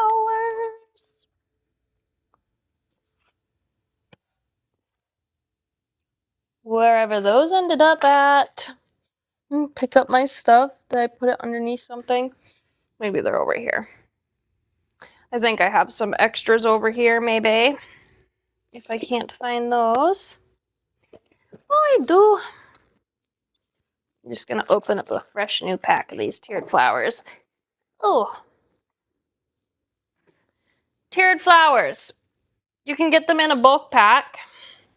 solid brass or natural brass, but the ones I'm using today are natural brass. Ooh, please pop up Cindy's comment. Good comment, Cindy. And then our little flat backs. You're gonna need these stinkers too. Okay. I'm missing a flat back, I think. Somewhere. Which one? The middle-sized one? Okay. These are the components that you'll need for this. I'm also going to include 2 of the washers that you need for this. They're not in the product photo, but you're going to need 2 of these stinkers. Okay. Lovely, lovely, lovely. What should we start off with? Maybe our tiered flowers. Start off on these gorgeous beauties. I'm so glad you guys are loving the Backstage Pass. It makes me so happy. And my classes for the Backstage Pass, they're always designed on the fly. So I don't care. The only thing I do beforehand is pick out the product. I don't think like, oh, this is what I'm going to make with it. I don't do any of that. I just, here are the pieces. Let's figure out what the heck we're going to do with this selection. So it's really fun being able to get everybody else's thoughts on what can be done, like what colors to choose, how to wrap things, so on and so forth. It's just an all-around really good, fun time for the design on the flies. I think, at least. I'm so happy we decided to go with that format. So we got 1 hole punch down there. You want to be very careful with where you're punching these because it's thinner and it's really easy to go off the edges. So I recommend going up significantly more than what you normally would think that you would need to. So like even there, I almost went off. But thankfully I didn't. That one's still okay. Just be mindful. You want to go up just a little bit because it's really, really easy to go off the edges there. So maybe bring your hole punch like up here even just a little bit more. Okay, so we have our tiered flowers there. We're gonna do some Loctite. So I get these pushed up. And this past month on Design on the Fly stumped me. It did. What was I stumped on? Oh, it was that stinking arrow. It was that arrow and that big green crystal. This thing. And I don't even think it was more of like a stump. I think it was like trying to get this stinking arrow to bend was the worst part of it, I think. But I'm pretty sure this was the one that I was really having issues with. But like I said, you never know what you're going to see on Design on the Fly, and I don't even know because I just do it. We just design on the fly. Okay, so with our tiered flowers here, I also am sending in the sampler some tiered flatbacks. So there's going to be a small, a medium, and a large of these flatbacks. And I'm going to dip my head pin into my glue, my Loctite, so I can just apply what I need and not over what I need. So you can probably guess that your smallest one is going to go on the top and then your largest one is going to go on the bottom. I was like, where are my tweezers? There they are. Sometimes I lose things too much. Get that centered and then push down so the rest of that glue can spread out underneath I like to do it in a dot so it can spread out as I'm adhering it down. That to lock. Remember, it takes a minimum of 24 hours for your Loctite to actually bond to your metal.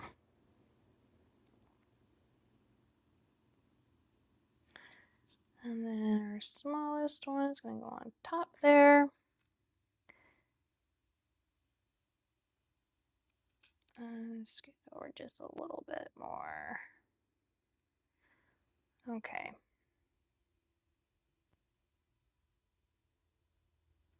Pretty. And you can just leave these as is and do like maybe some like an ear wire up top and maybe something dropping from the bottom there. I think it's super cute with the little flat backs on it. So I'm going to do the other one here.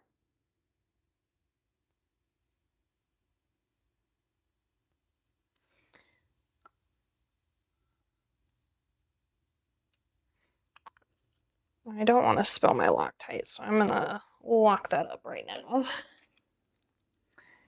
And we'll do big.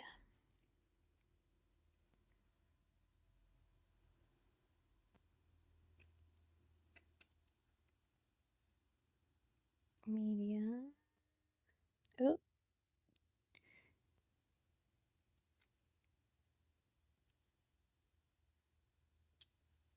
And they're small.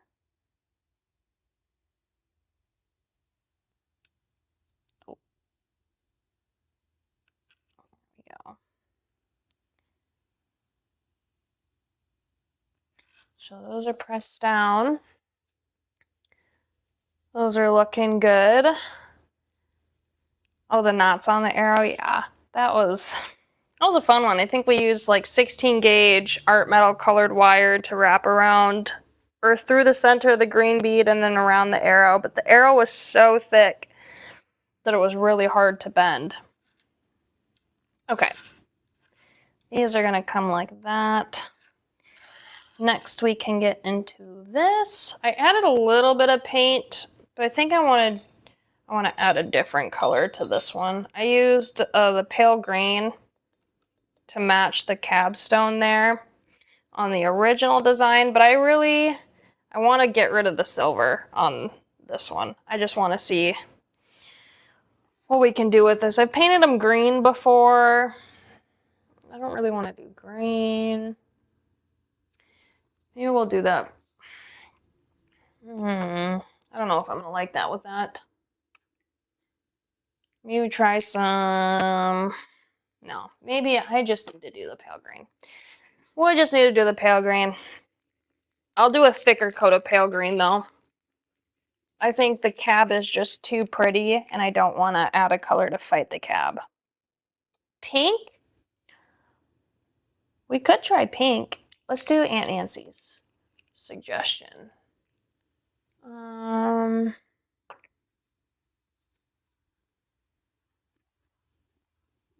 Need to get a pink, though. I never have a pink in my arsenal over where I'm at because I never use it. But I love a good challenge. So maybe we'll do some... What is this one? Metallic pink? Fuchsia? Maybe a little bit of cameo pink? Yeah. We're gonna do those. That one? What is it? I just grabbed it off the shelf. That might be... Oh, you're on That's TV. Dago Chlor. That's okay. Okay. We'll try that one too. We'll try... Yeah. Okay. So Aunt Nancy gave me this pink. Which is pretty dang close too. This one's the Dago Chlor stain. Which is pretty close to the cameo pink here. Probably the same color, actually. I think it's just two different lines. So cameo. I think this one's metallic pink. I don't think this one's the fuchsia. It might be like butterfly wing or something. The pinks I'm just not very educated on their names and whatnot. This one's going to be cute, though. Maybe we'll do... Should we do like a burst? Let's try a burst. But I do want to take that jump ring off, though. Let's try a burst here.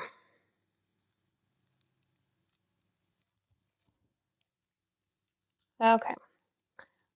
I'm going to add some of this. Maybe. Need to unclog it first. Whatever was clogging it was definitely clogging it because it bubbled back up out at me.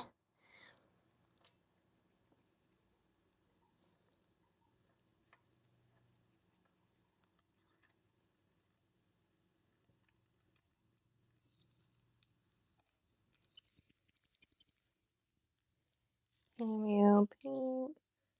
I'm just going to kind of add these in. And then I'll mix them. I want to do a little bit more heavier on the pink. So I have some color to move around. The cameo in the center. Pop some of those, I think.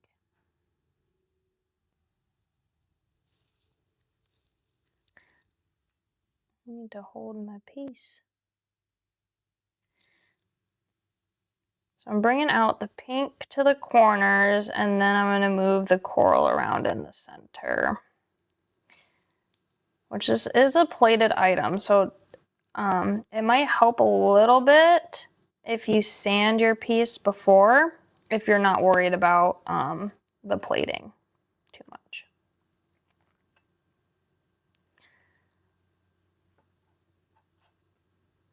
Okay, cameo. Let's start our heat gun.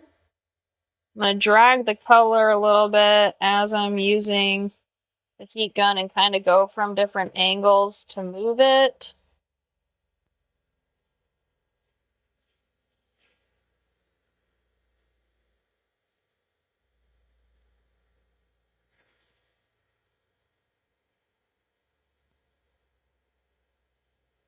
I think the center is definitely going to need a little bit more time to dry because it looks a little thick in there. Let me take some of this pink. Maybe we'll give it let's give it some texture. So this center paint dries a little bit faster. I don't want to take all of the paint away, but I want to get some of this kind of jostled up in here a little bit. Because I want to top it with resin, because we haven't done any resin work today.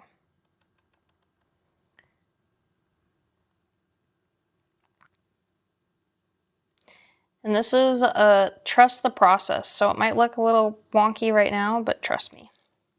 Trust me. The cameo again. Trust me, trust me.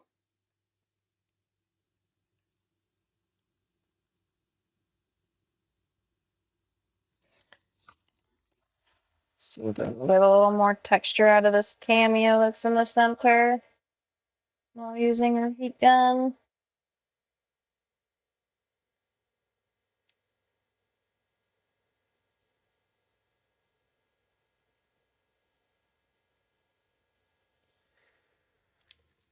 And a little bit more of this pink.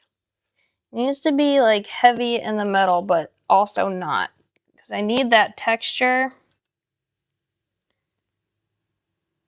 I mean, I don't need it, but I want it. I want that texture.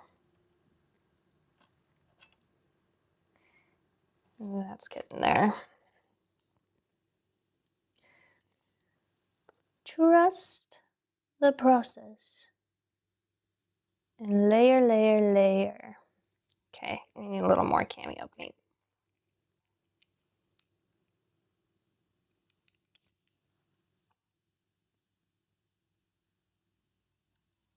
And then heat gun. Want some texture.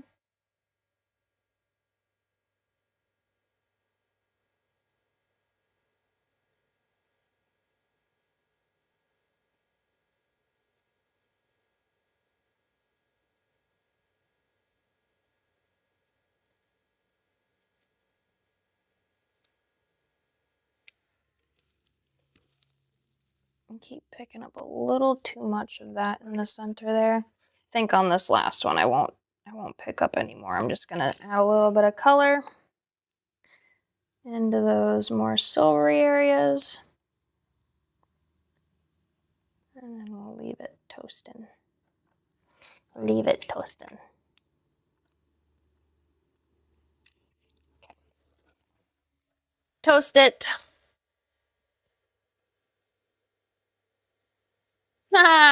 Yes.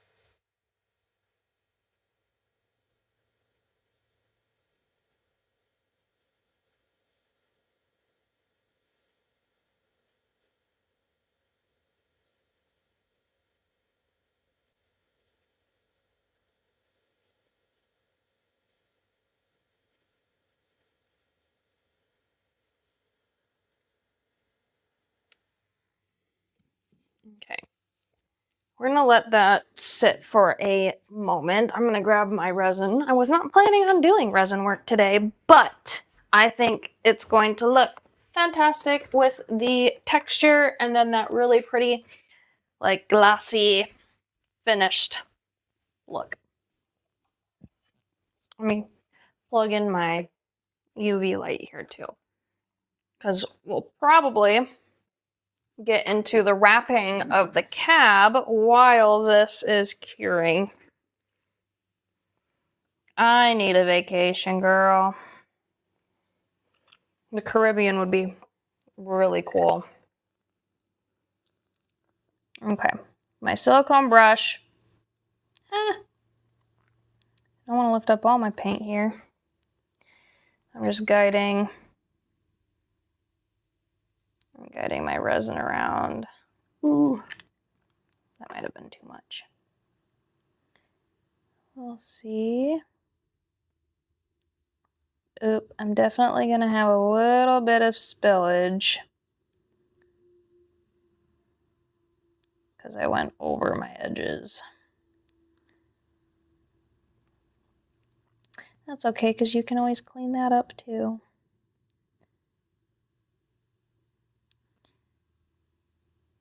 Get your resin all over your piece. All the way up into the corners, all the way to the edges.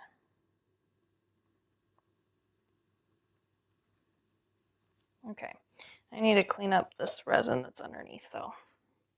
So, UV light goes on. I need a little bit more paper towel. And then Uncle Doug's handy dandy scooper tool set that he made for me.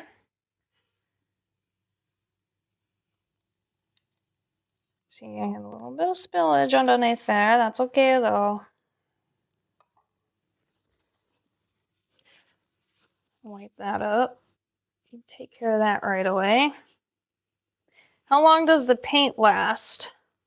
It's supposed to be permanent. I mean, obviously, think about like normal wear and tear, but it's permanent. You can also use it on your outdoor pots and planters. If you paint copper pieces with paint, do you still get the green stain from the copper, or does it seal the copper enough? I cannot answer that because I don't know. I would think that if you sealed it, you wouldn't have a problem with the copper oxidizing like that. But you would probably have to seal both sides. Okay, it should prevent patina occurring, is what Vintage is saying there. Which makes sense. I didn't want to say for sure in the case that I was wrong. So, good deal. While that's curing, I'm going to come in, I'm going to poke a hole right in the center of my F103. Boop. Right in the center there. Grab a bench block. Hammer. And just on that center dot in your hole punch, whack that down. And then you can stick your hole punch through there again if it closes. Hole punch.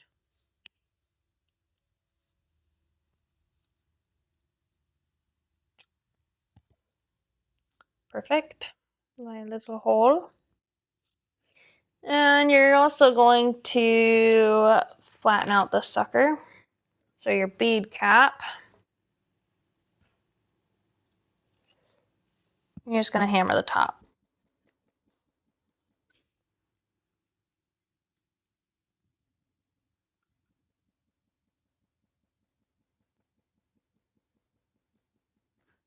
And it will slowly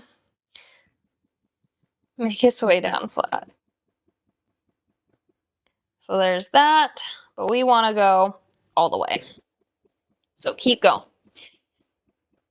So this is the same bead cap that we used in these earrings. What was it, last week or the week before? But we stopped where the petals got flat and still kept that dap for shape on these earrings.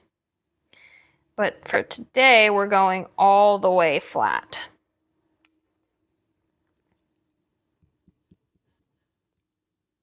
Flop it over to the other side.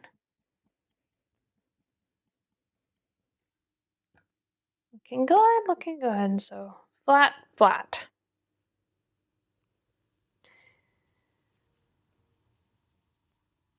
Okay. F103. And washers. Wherever I put those stinkers, there they are. Gonna name those. And rivet. RV040. Which is our tube rivet. This one.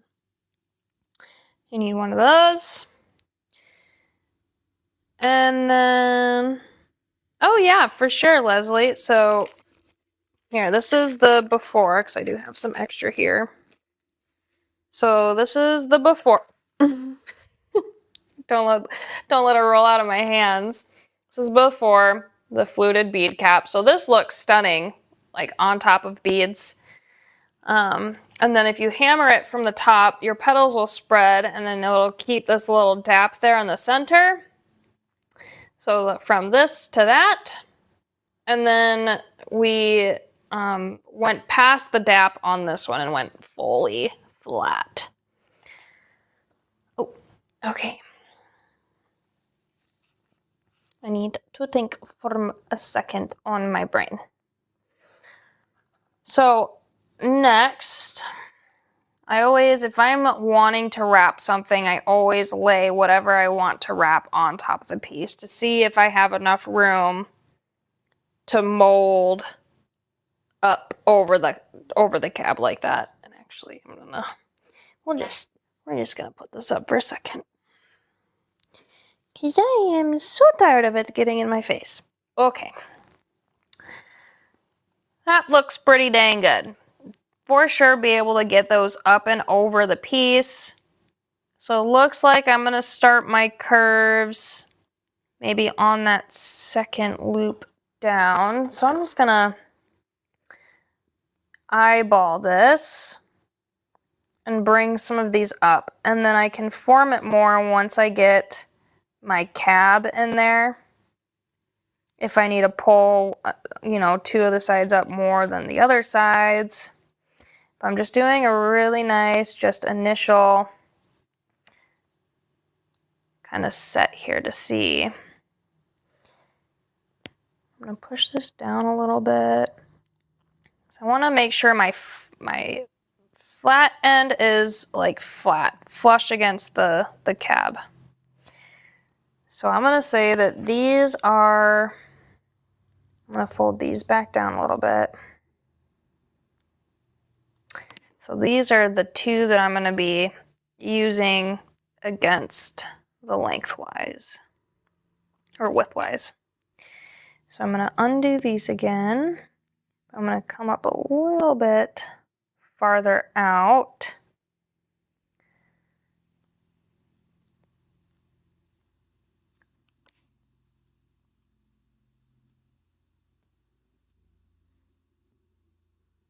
Okay, that's looking good.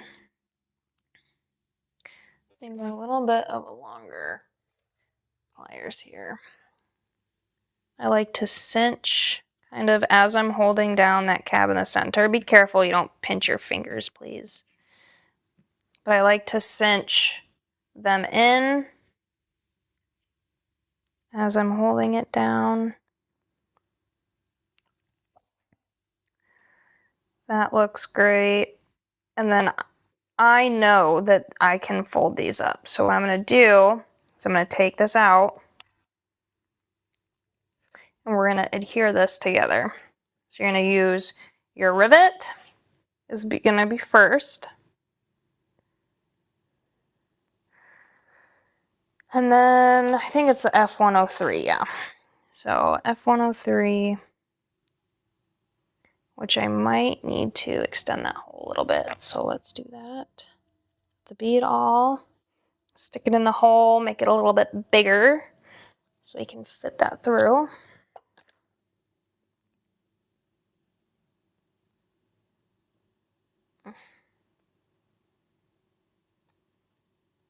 Okie dokie. Now, the reason why we're using the rivets is because this hole is a little bit bigger than that rivet, right? So it can kind of move around and go up and down, side to side. So we're going to put a washer down on top of the F103. Then we're going to lay our bead cap down.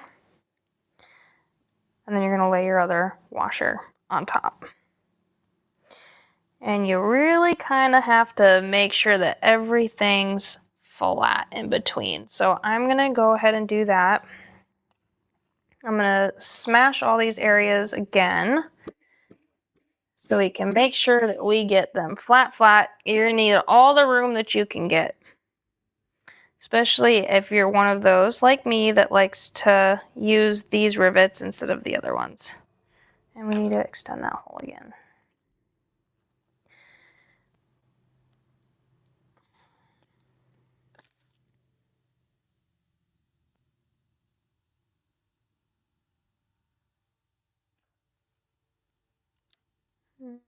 Chain those.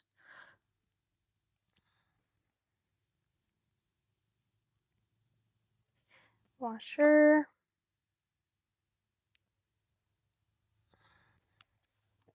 Might hammer this a little more thin. That one, and then our other washer.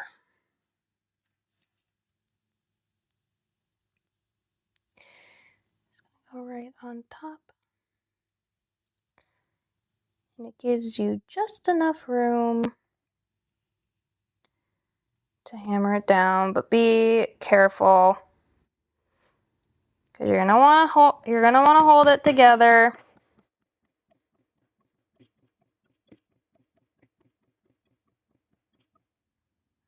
But it can be a little bit of a tight squeeze with your hammer. Now you can probably tell why we didn't fold those up yet. And actually, I do need to, hopefully I didn't crank that too down. Because I'm going to have to redo my side. Oh, okay. We're good. We're safe. I was like, I did not crank that down all the way, thankfully.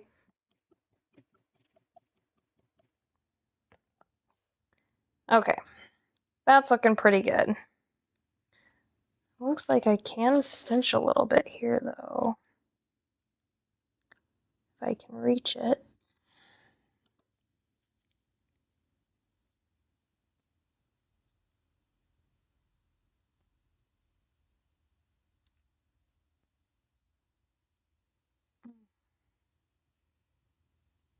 Make sure that's more centered.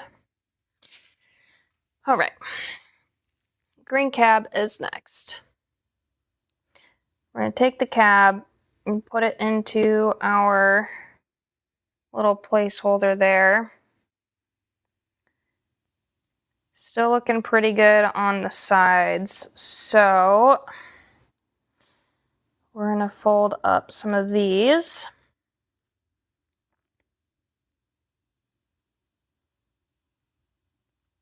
And get our initial shaping.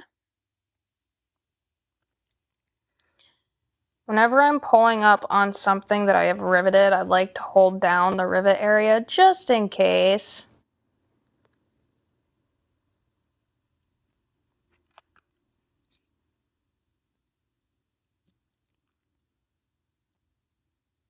Okay, those are looking like they're starting to come together here.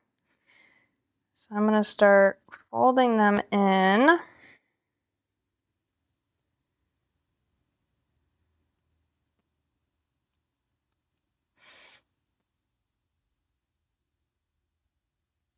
And grabbing closer toward the bottom so I can make sure that the bead cap is following the shape of the cab here.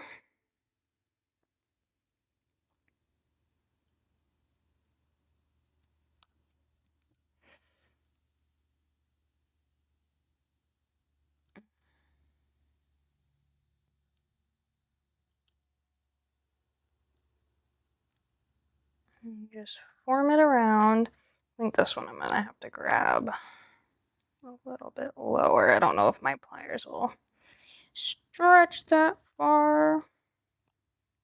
I need to use my other ones. There we go.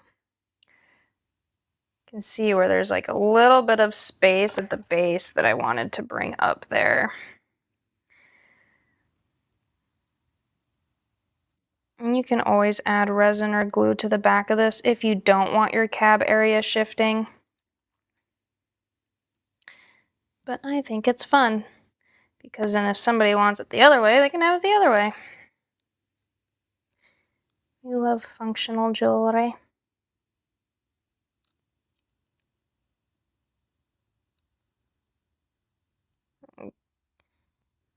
Mending it, bending it, forming it. I'm almost all the way there. Okay, that's pretty dang close. Like, you can go around and around and around and really just cinch everything down. I won't keep your attention for that long doing it over and over and over, but sometimes that's just what you have to do when you're wrapping. Just go around and around and around until you're all cinched down. I do need to bend this out a little bit though. A little bit more. That's a little more flat. Okay. See how our resin piece is doing. Oh. Might need to cure the back of this too, because I might have had a little bit of leftover resin on the back. I'll just wipe some of that up with a paper towel.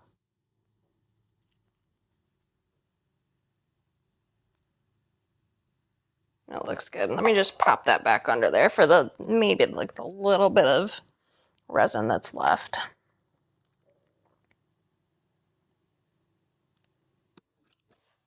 Okay, So our monstera is almost done, but now we have our filigree wrap. So what did I use? JR20s. How many more goes out here? So I'm going to take a few JR20s here, or two, couple.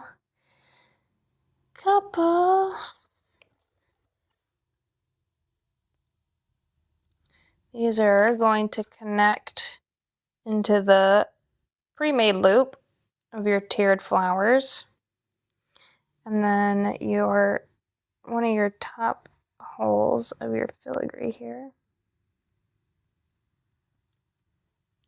as your little chain extender, your fancy chain extender.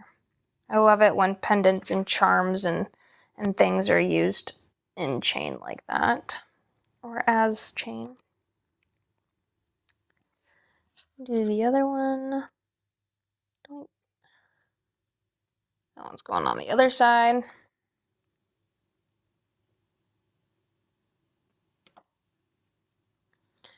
Okay, and then you can use that JR40 that came with your monstera. Let's take a peek at this now. That's looking really good. There is one little spot in here though I want to get out. That looks good. So this is that monstera with the texture and the resin, the coral and the other pink. You can always paint your cab too if you want your cab a different color. I think I've seen Ainsley do that before. There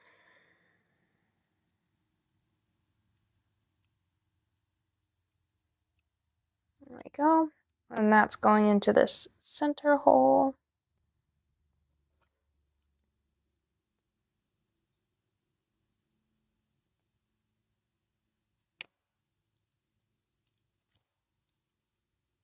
Okay. And there's the start of your pink monstera leaf. Love it. Like it. The chain used on my finished one up here. Like I said, it's not soldered, so you can open and close those links. It's the same chain that I used on the dragonfly bracelet. It is CH001. Natural brass chain up into a JR20 to a JR40, then a CL0003, and then another JR20 to your chain. But you can always connect your chain directly to your closures if you want, because you can open and close it. So the little bit of pale green that I added to here is, I mostly tried to get it inside these crevices to make it pop a little bit more, and then I did a light brushing of it over top. But green or pink, could even do more. Maybe I'm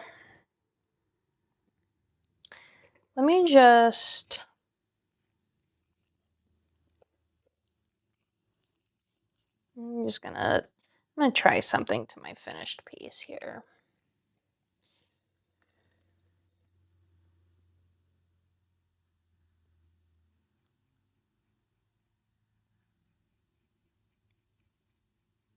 I'm liking the brown over the silver. I was like a little bit of the sienna brown. And then maybe I would add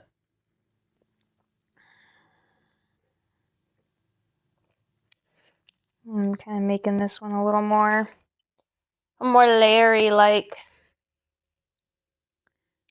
our other one.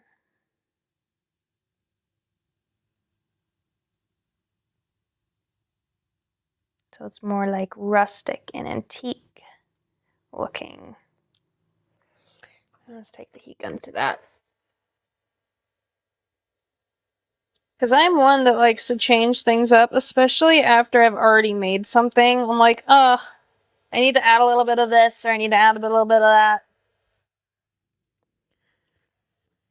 Okay. You what? You actually like the pink version more? Peggy, you're only saying that because it's Aunt Nancy's anniversary tomorrow. No, I'm just kidding. I think it looks stunning with the pink. So it's so vibrant and bright. I like a little bit of the green. The pink does match really well with that light green up there, though. It is very pretty. Maybe I want to add like a little bit of... I'm just getting antsy. Like I want to do something more to this, but I don't want to like totally ruin it. This is more of like a hard dry brush type antique. Just to add some texture, some color. I like to just paint. Paint and add color and do whatever. Okay, those look great. Those look great. Let's see. Okay, side by side. More greeny, more pinky. We'll do like one here, one there, one there.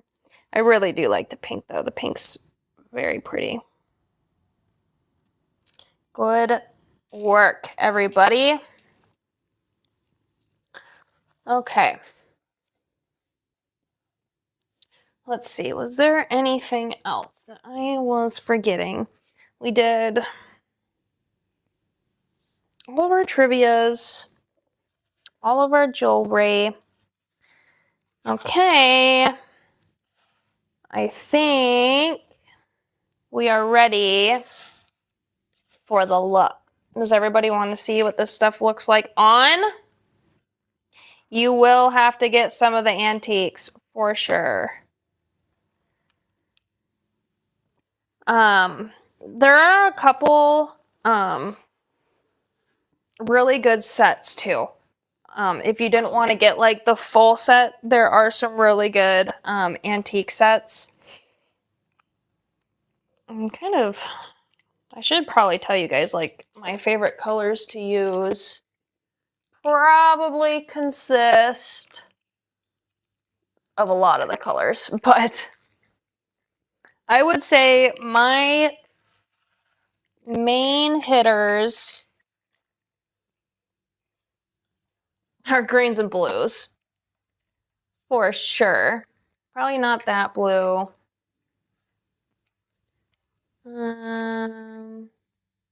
Okay. So these are probably my main hitters. And I'll go through them here. These are the ones that I use probably most often. So blue-violet color shift. Super pretty. You know what? Maybe one of these lives, would you guys like to see like each of the paints swatched onto something? Like metal and wood. So I have like maybe a piece of wood and some metal and do like swatches. Is that a live that you guys would be interested in to see what the paints look like on wood, on metal, and then you guys can like write down which ones you like the most? Let me know. Okay, so blue-violet color shift is definitely my all-time favorite, I would say. It's so pretty. It does, like it says, it has that blue-violet color shift. It's stunning. Verdigris blue is also another good one. Metallic copper, I use a lot. Olive green. Probably not as much pale green. I'll keep that one off to the side. Teal blue. Metallic gunmetal. And sienna brown. These are probably my all-time favorite paints. Okay. Oh, looks like a lot of hitters on that one. Okay, you guys want to see a live like that?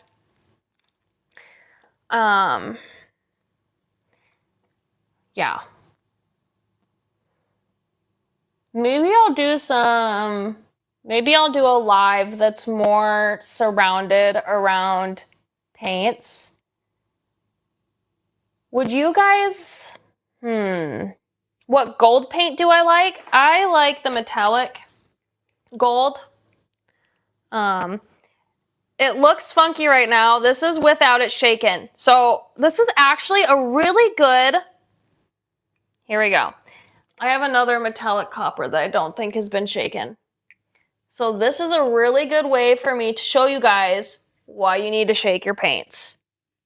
Let's see if there's, okay. These ones are probably the two better examples. Especially the metallics, okay? Look at the separation. Look at where all of my metallic is. It's down at the bottom. You need to shake your paints. So here, you see this? Or here, maybe I'll shake the other metallic copper one so we can leave this one look like it is. We need to shake them. Shake them, shake them, shake them, and keep shaking them.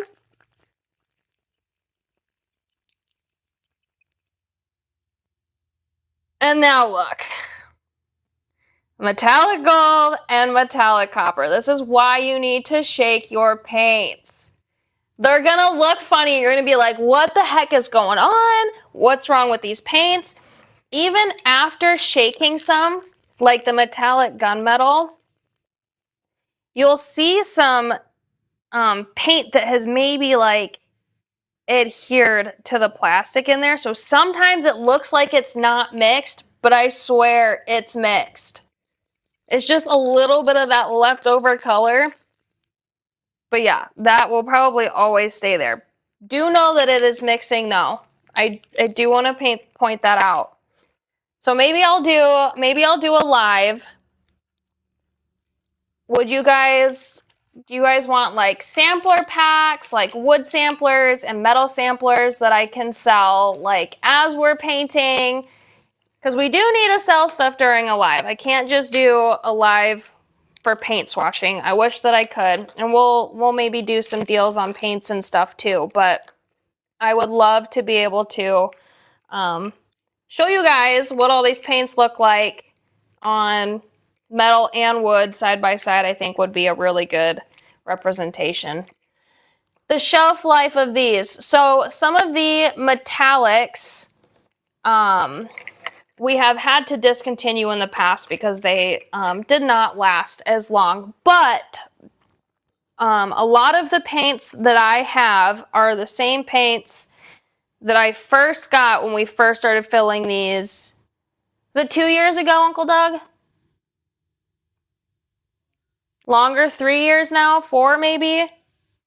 Yeah, so, I mean, some of my paints haven't gone bad. So it's really hard to be able to say like, hey, this is what their shelf life is, because some of these I've had for 4 years and the problematic paints we have since discontinued. So I would say that they're gonna last you a long time as long as you're taking care of them. We cannot control the environment outside of our building, right? So they need to be in AC. You need to keep them out of the sun. Like, you need to be mindful that they're always capped all the way, that you're shaking them. Rhonda says hers are probably 10 years old, which you might have some of our old patinas that we don't sell anymore, as we do have some new paint lines, but they do last. Pewter pendants with the cutouts like leaf and dragonfly. I do have those. Do you want them put on the live shop, Pam? Because I know I have some overstock of some of those items. That's actually a good idea. Let me put that in examples of tools to use with them. Okay.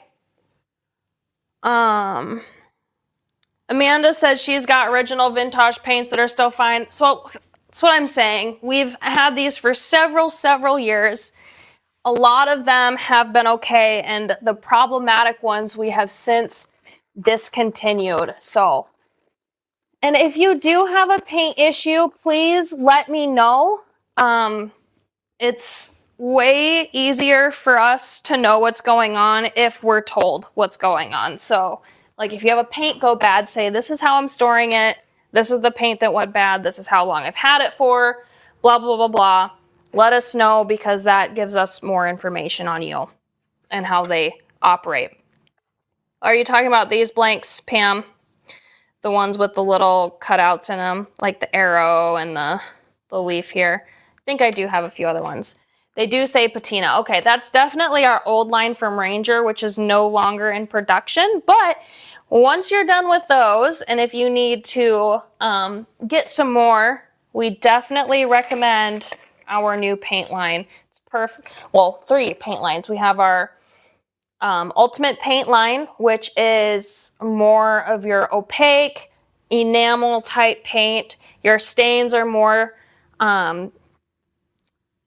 focused towards the wood because you can see through them more. You can see like the wood grain. And then the One Step Antiques are the perfect blend between the two. So they're really, really good for these. Ooh, these are not ink. These are paints. They act a little bit like an ink, but they're definitely paints.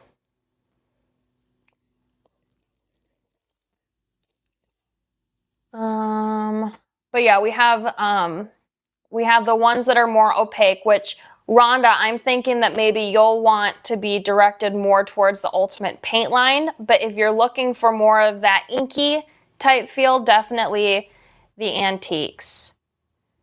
Okay, amazing. So we'll figure out something to do for a future live on the paints and being able to show you guys some swatches and things with that, because it looks like there was a ton of interest for those. All right. In other news, are we ready for the look? I think we're about ready for the look. I need to get my camera switched over on my end. We're gonna not do the triple back. We're gonna do the camera. I don't want to go ultra wide on front. Hello. All right, I gotta get my views. That looks fantastic. Okay. So you would do all 3 types, as in Ultimate, yes. Ultimate Paint, One Step Antique, and the Ultimate Stain. If you don't work a lot with wood, don't mind getting the stains for now. Just do what you're comfortable using. But I probably, personally, I like working with the antiques more than the stains and the paints. But that's because I like more just antique and less enamel look. If you are looking for more of that thick, opaque enamel look, definitely go with the paints. Okay. Make sure that I'm getting a good view here. This is that first necklace, the necklace that we actually just finished demoing. So pretty.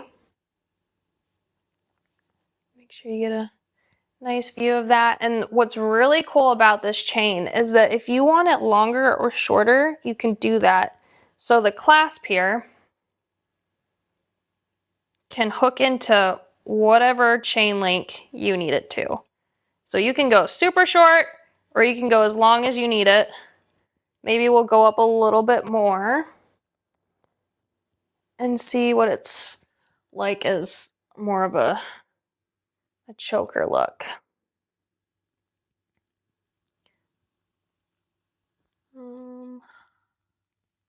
So this is just a little bit higher. I might go a little bit lower and less choker on this because I do have those 2. Otherwise, you can come like way up here and do something.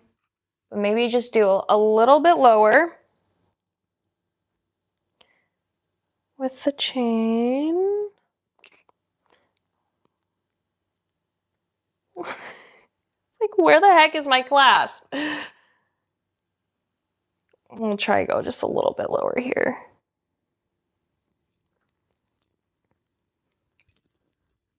Okay. Yeah. That's so pretty. And then your leftover chain, oh, it's on this side, can just hang there. It can hang off the back of your back. But they are so pretty. And I love the little flat backs that go from large to small. Very pretty. Thank you, ladies. Thank you, ladies. All right, so that is one necklace. Maybe I'll just leave that on because I don't have another necklace, so we'll just leave it on. Pretty as is. Thank you, Patricia. All right, we're ready for that bracelet next. Let me get it clasped here first. Where's my little claspy dude? Uncle Doug made me a clasp helper, but I always lose it. I have a piece of wire here that'll help though. Okay, if you need help getting a clasp on, take some wire, bend it.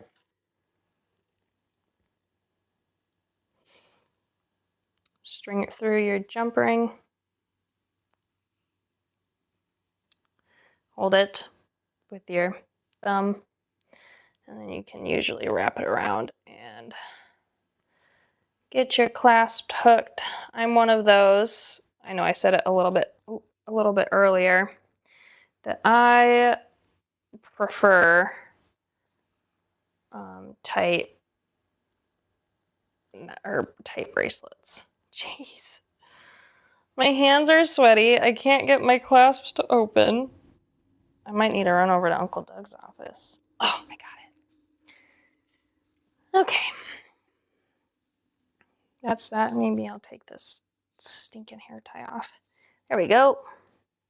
This is that dragonfly bracelet. It cups my wrist perfectly with those leaves. That's stunning. That's so pretty. But yeah, see, it's just perfect. And it's not pokey. It's so light. But it looks big. Like, look at it from this back view here. Look at how big it looks on my wrist.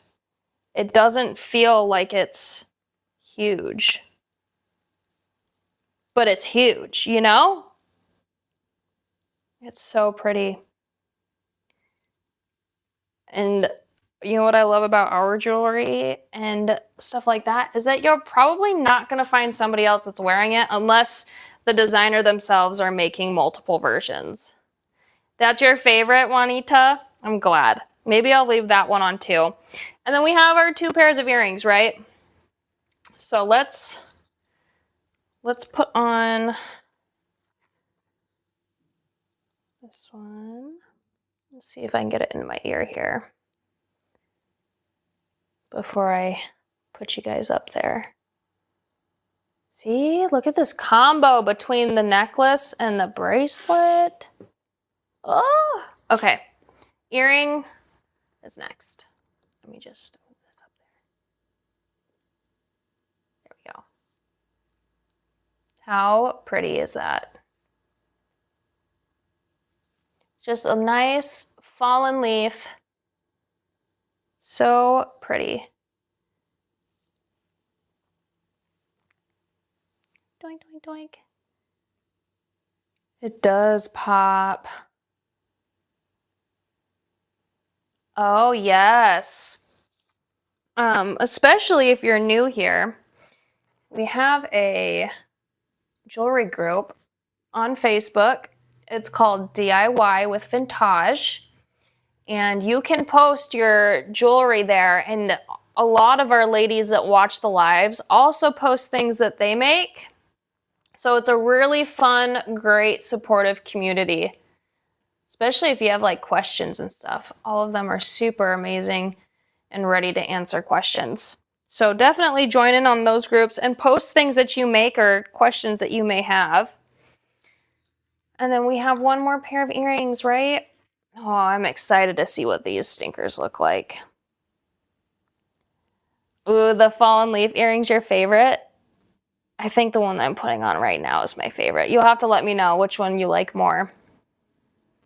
Oh my goodness. Oh my goodness. Stop.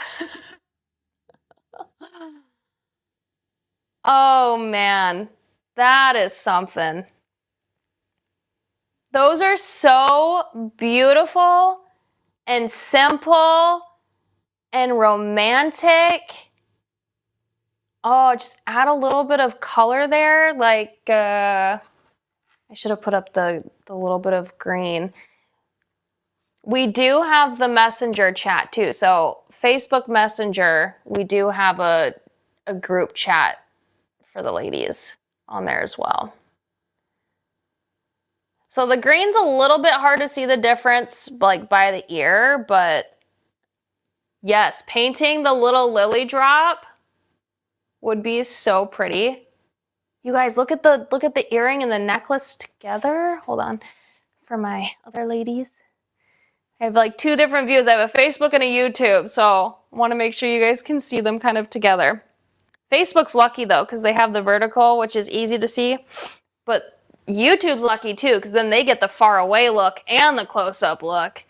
So you just got to pick whatever platform you like watching on more, but the last pair of earrings for the win?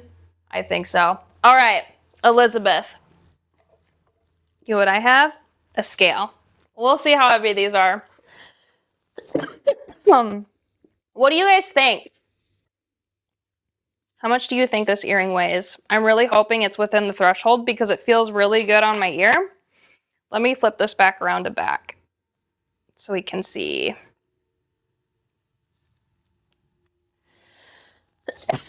Go back. Okay.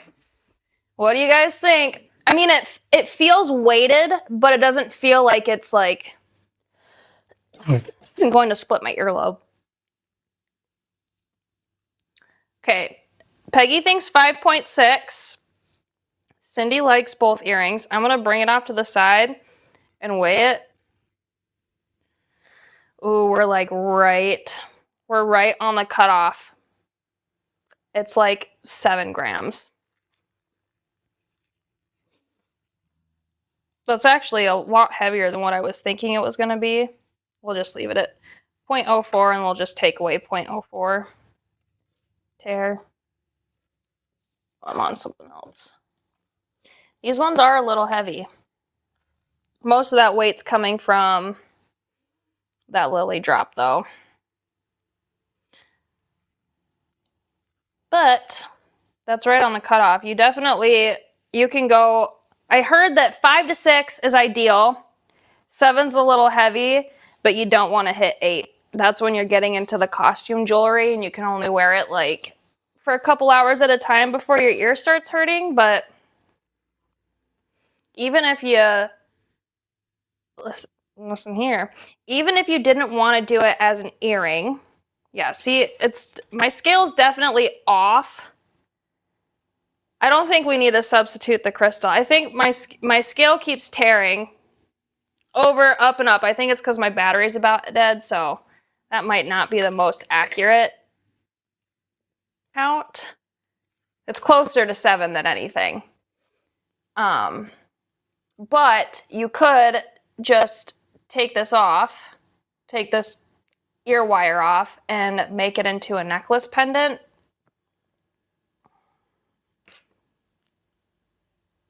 Like this. Hold on. I thought I had some CH101 over here. Maybe some, I wonder if CH0002 will fit through there.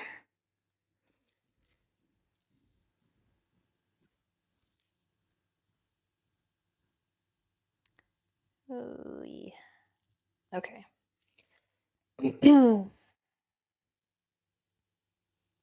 That's a very pretty necklace. Just by switching out that ear wire for the CH0002.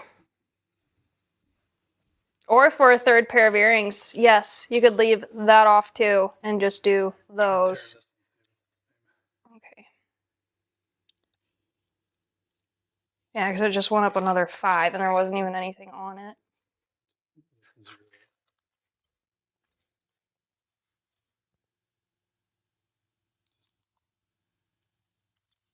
Uncle Doug's. It's under 7. Yes!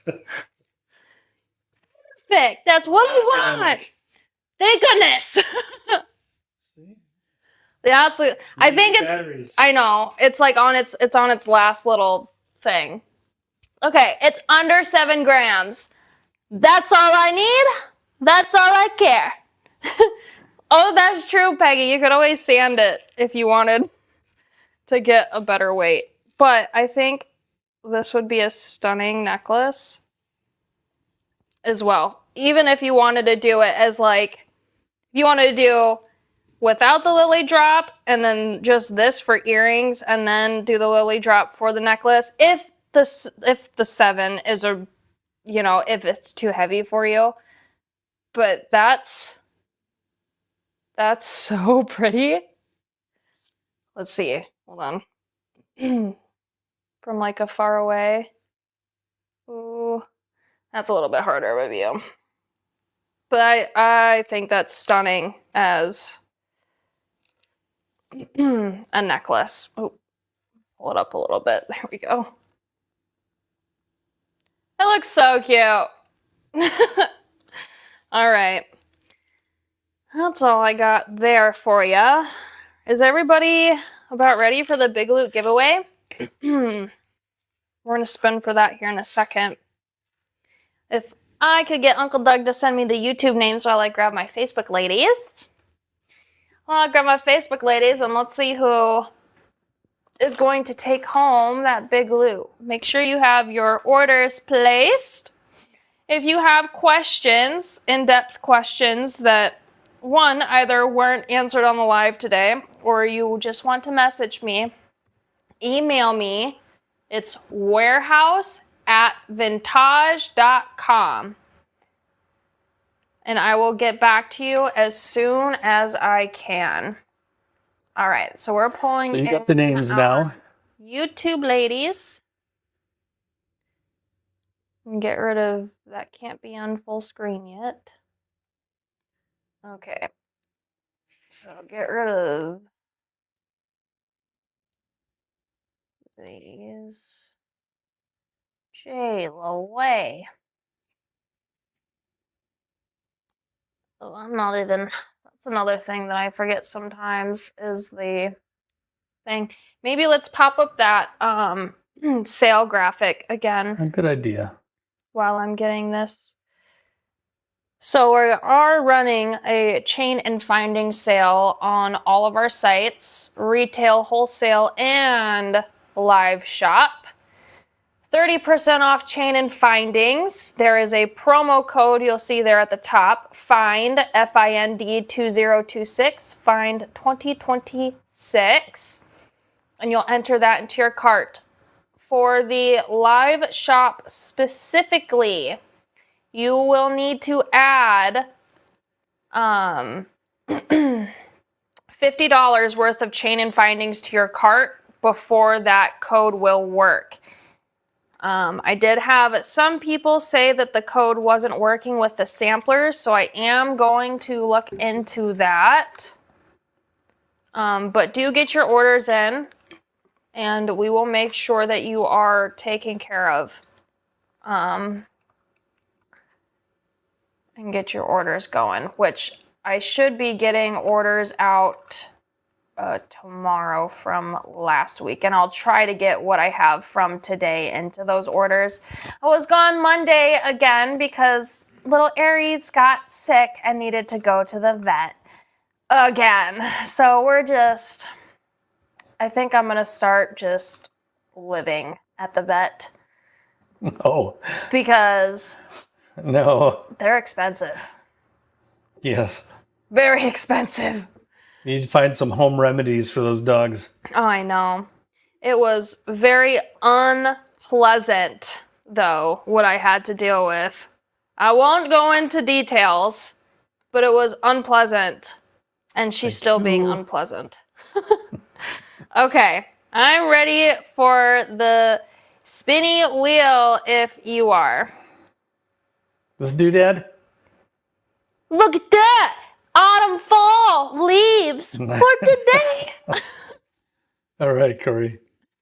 All right. Settle down. Let's see who won.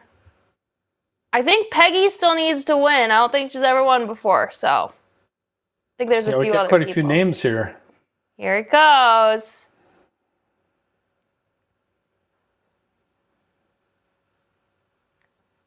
Has Lisa Mack won a big loot recently? I gotta check. Because we have to make sure they can only win once every 6 months, so... Yeah, Lisa's too recent. Okay, Lisa's too recent. Let's spin again. 1, 2, 3.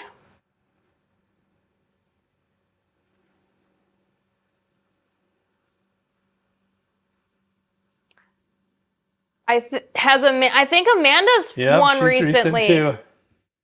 Okay. Your chances are getting better with every... 3 chances, 3 spins already. Here we go.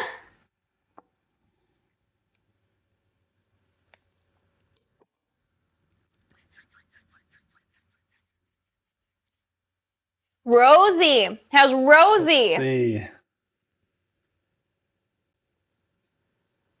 What does Rosie think? Has she won it recently? Rosie or Rosalie?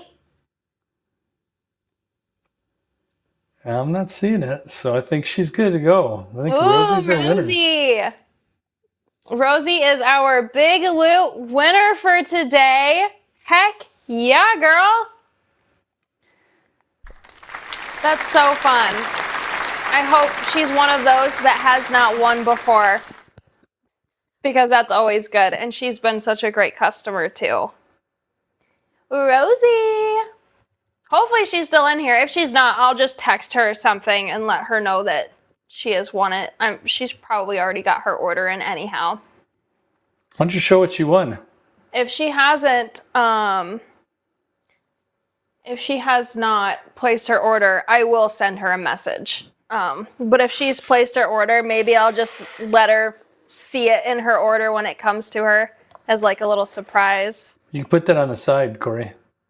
Oh, well, you didn't flip the screen yet. So I was going to bring it out in front. There we go. Cute. That's a big loot there. That's a nice loot. A lot of color, coppers in there and brass. I love that. This one's probably my favorite out of that whole thing. The small miracles. Oh, that's a nice little pin. It's so cute. But lots of good stinking stuff in there. And who knows, you may be a winner, so come back every Wednesday for a chance to win a big loot. That's a big loot. All right. Lots of loot. Let me see. Since I do have Facebook open, and I forgot to ask Jean once again. She probably told me what she was doing, or what they are doing for Friday, and I just haven't remembered. Usually, I'm pretty good about that, but let me just take a peek here. I know we're running the chain sale, the chain and finding sale through Monday. Monday's the cutoff. So make sure that you take advantage of that, because it's only for a few days. Yeah, the live ends on Monday for live shop warehouse sales. I think the wholesale is going longer. Wholesale will go a little bit longer? Yeah, wholesale will go approximately a week. Okay. And then retail may be the same. Okay.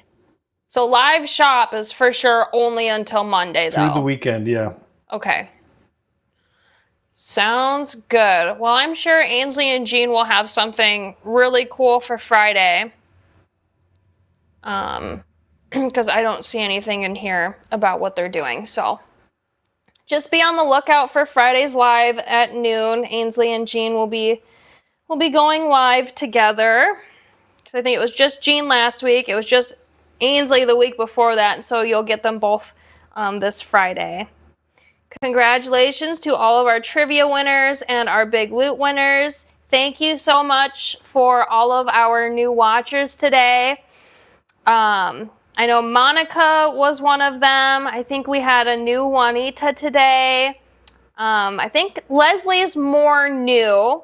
I think I've seen her a few times. Elizabeth is on the more new side.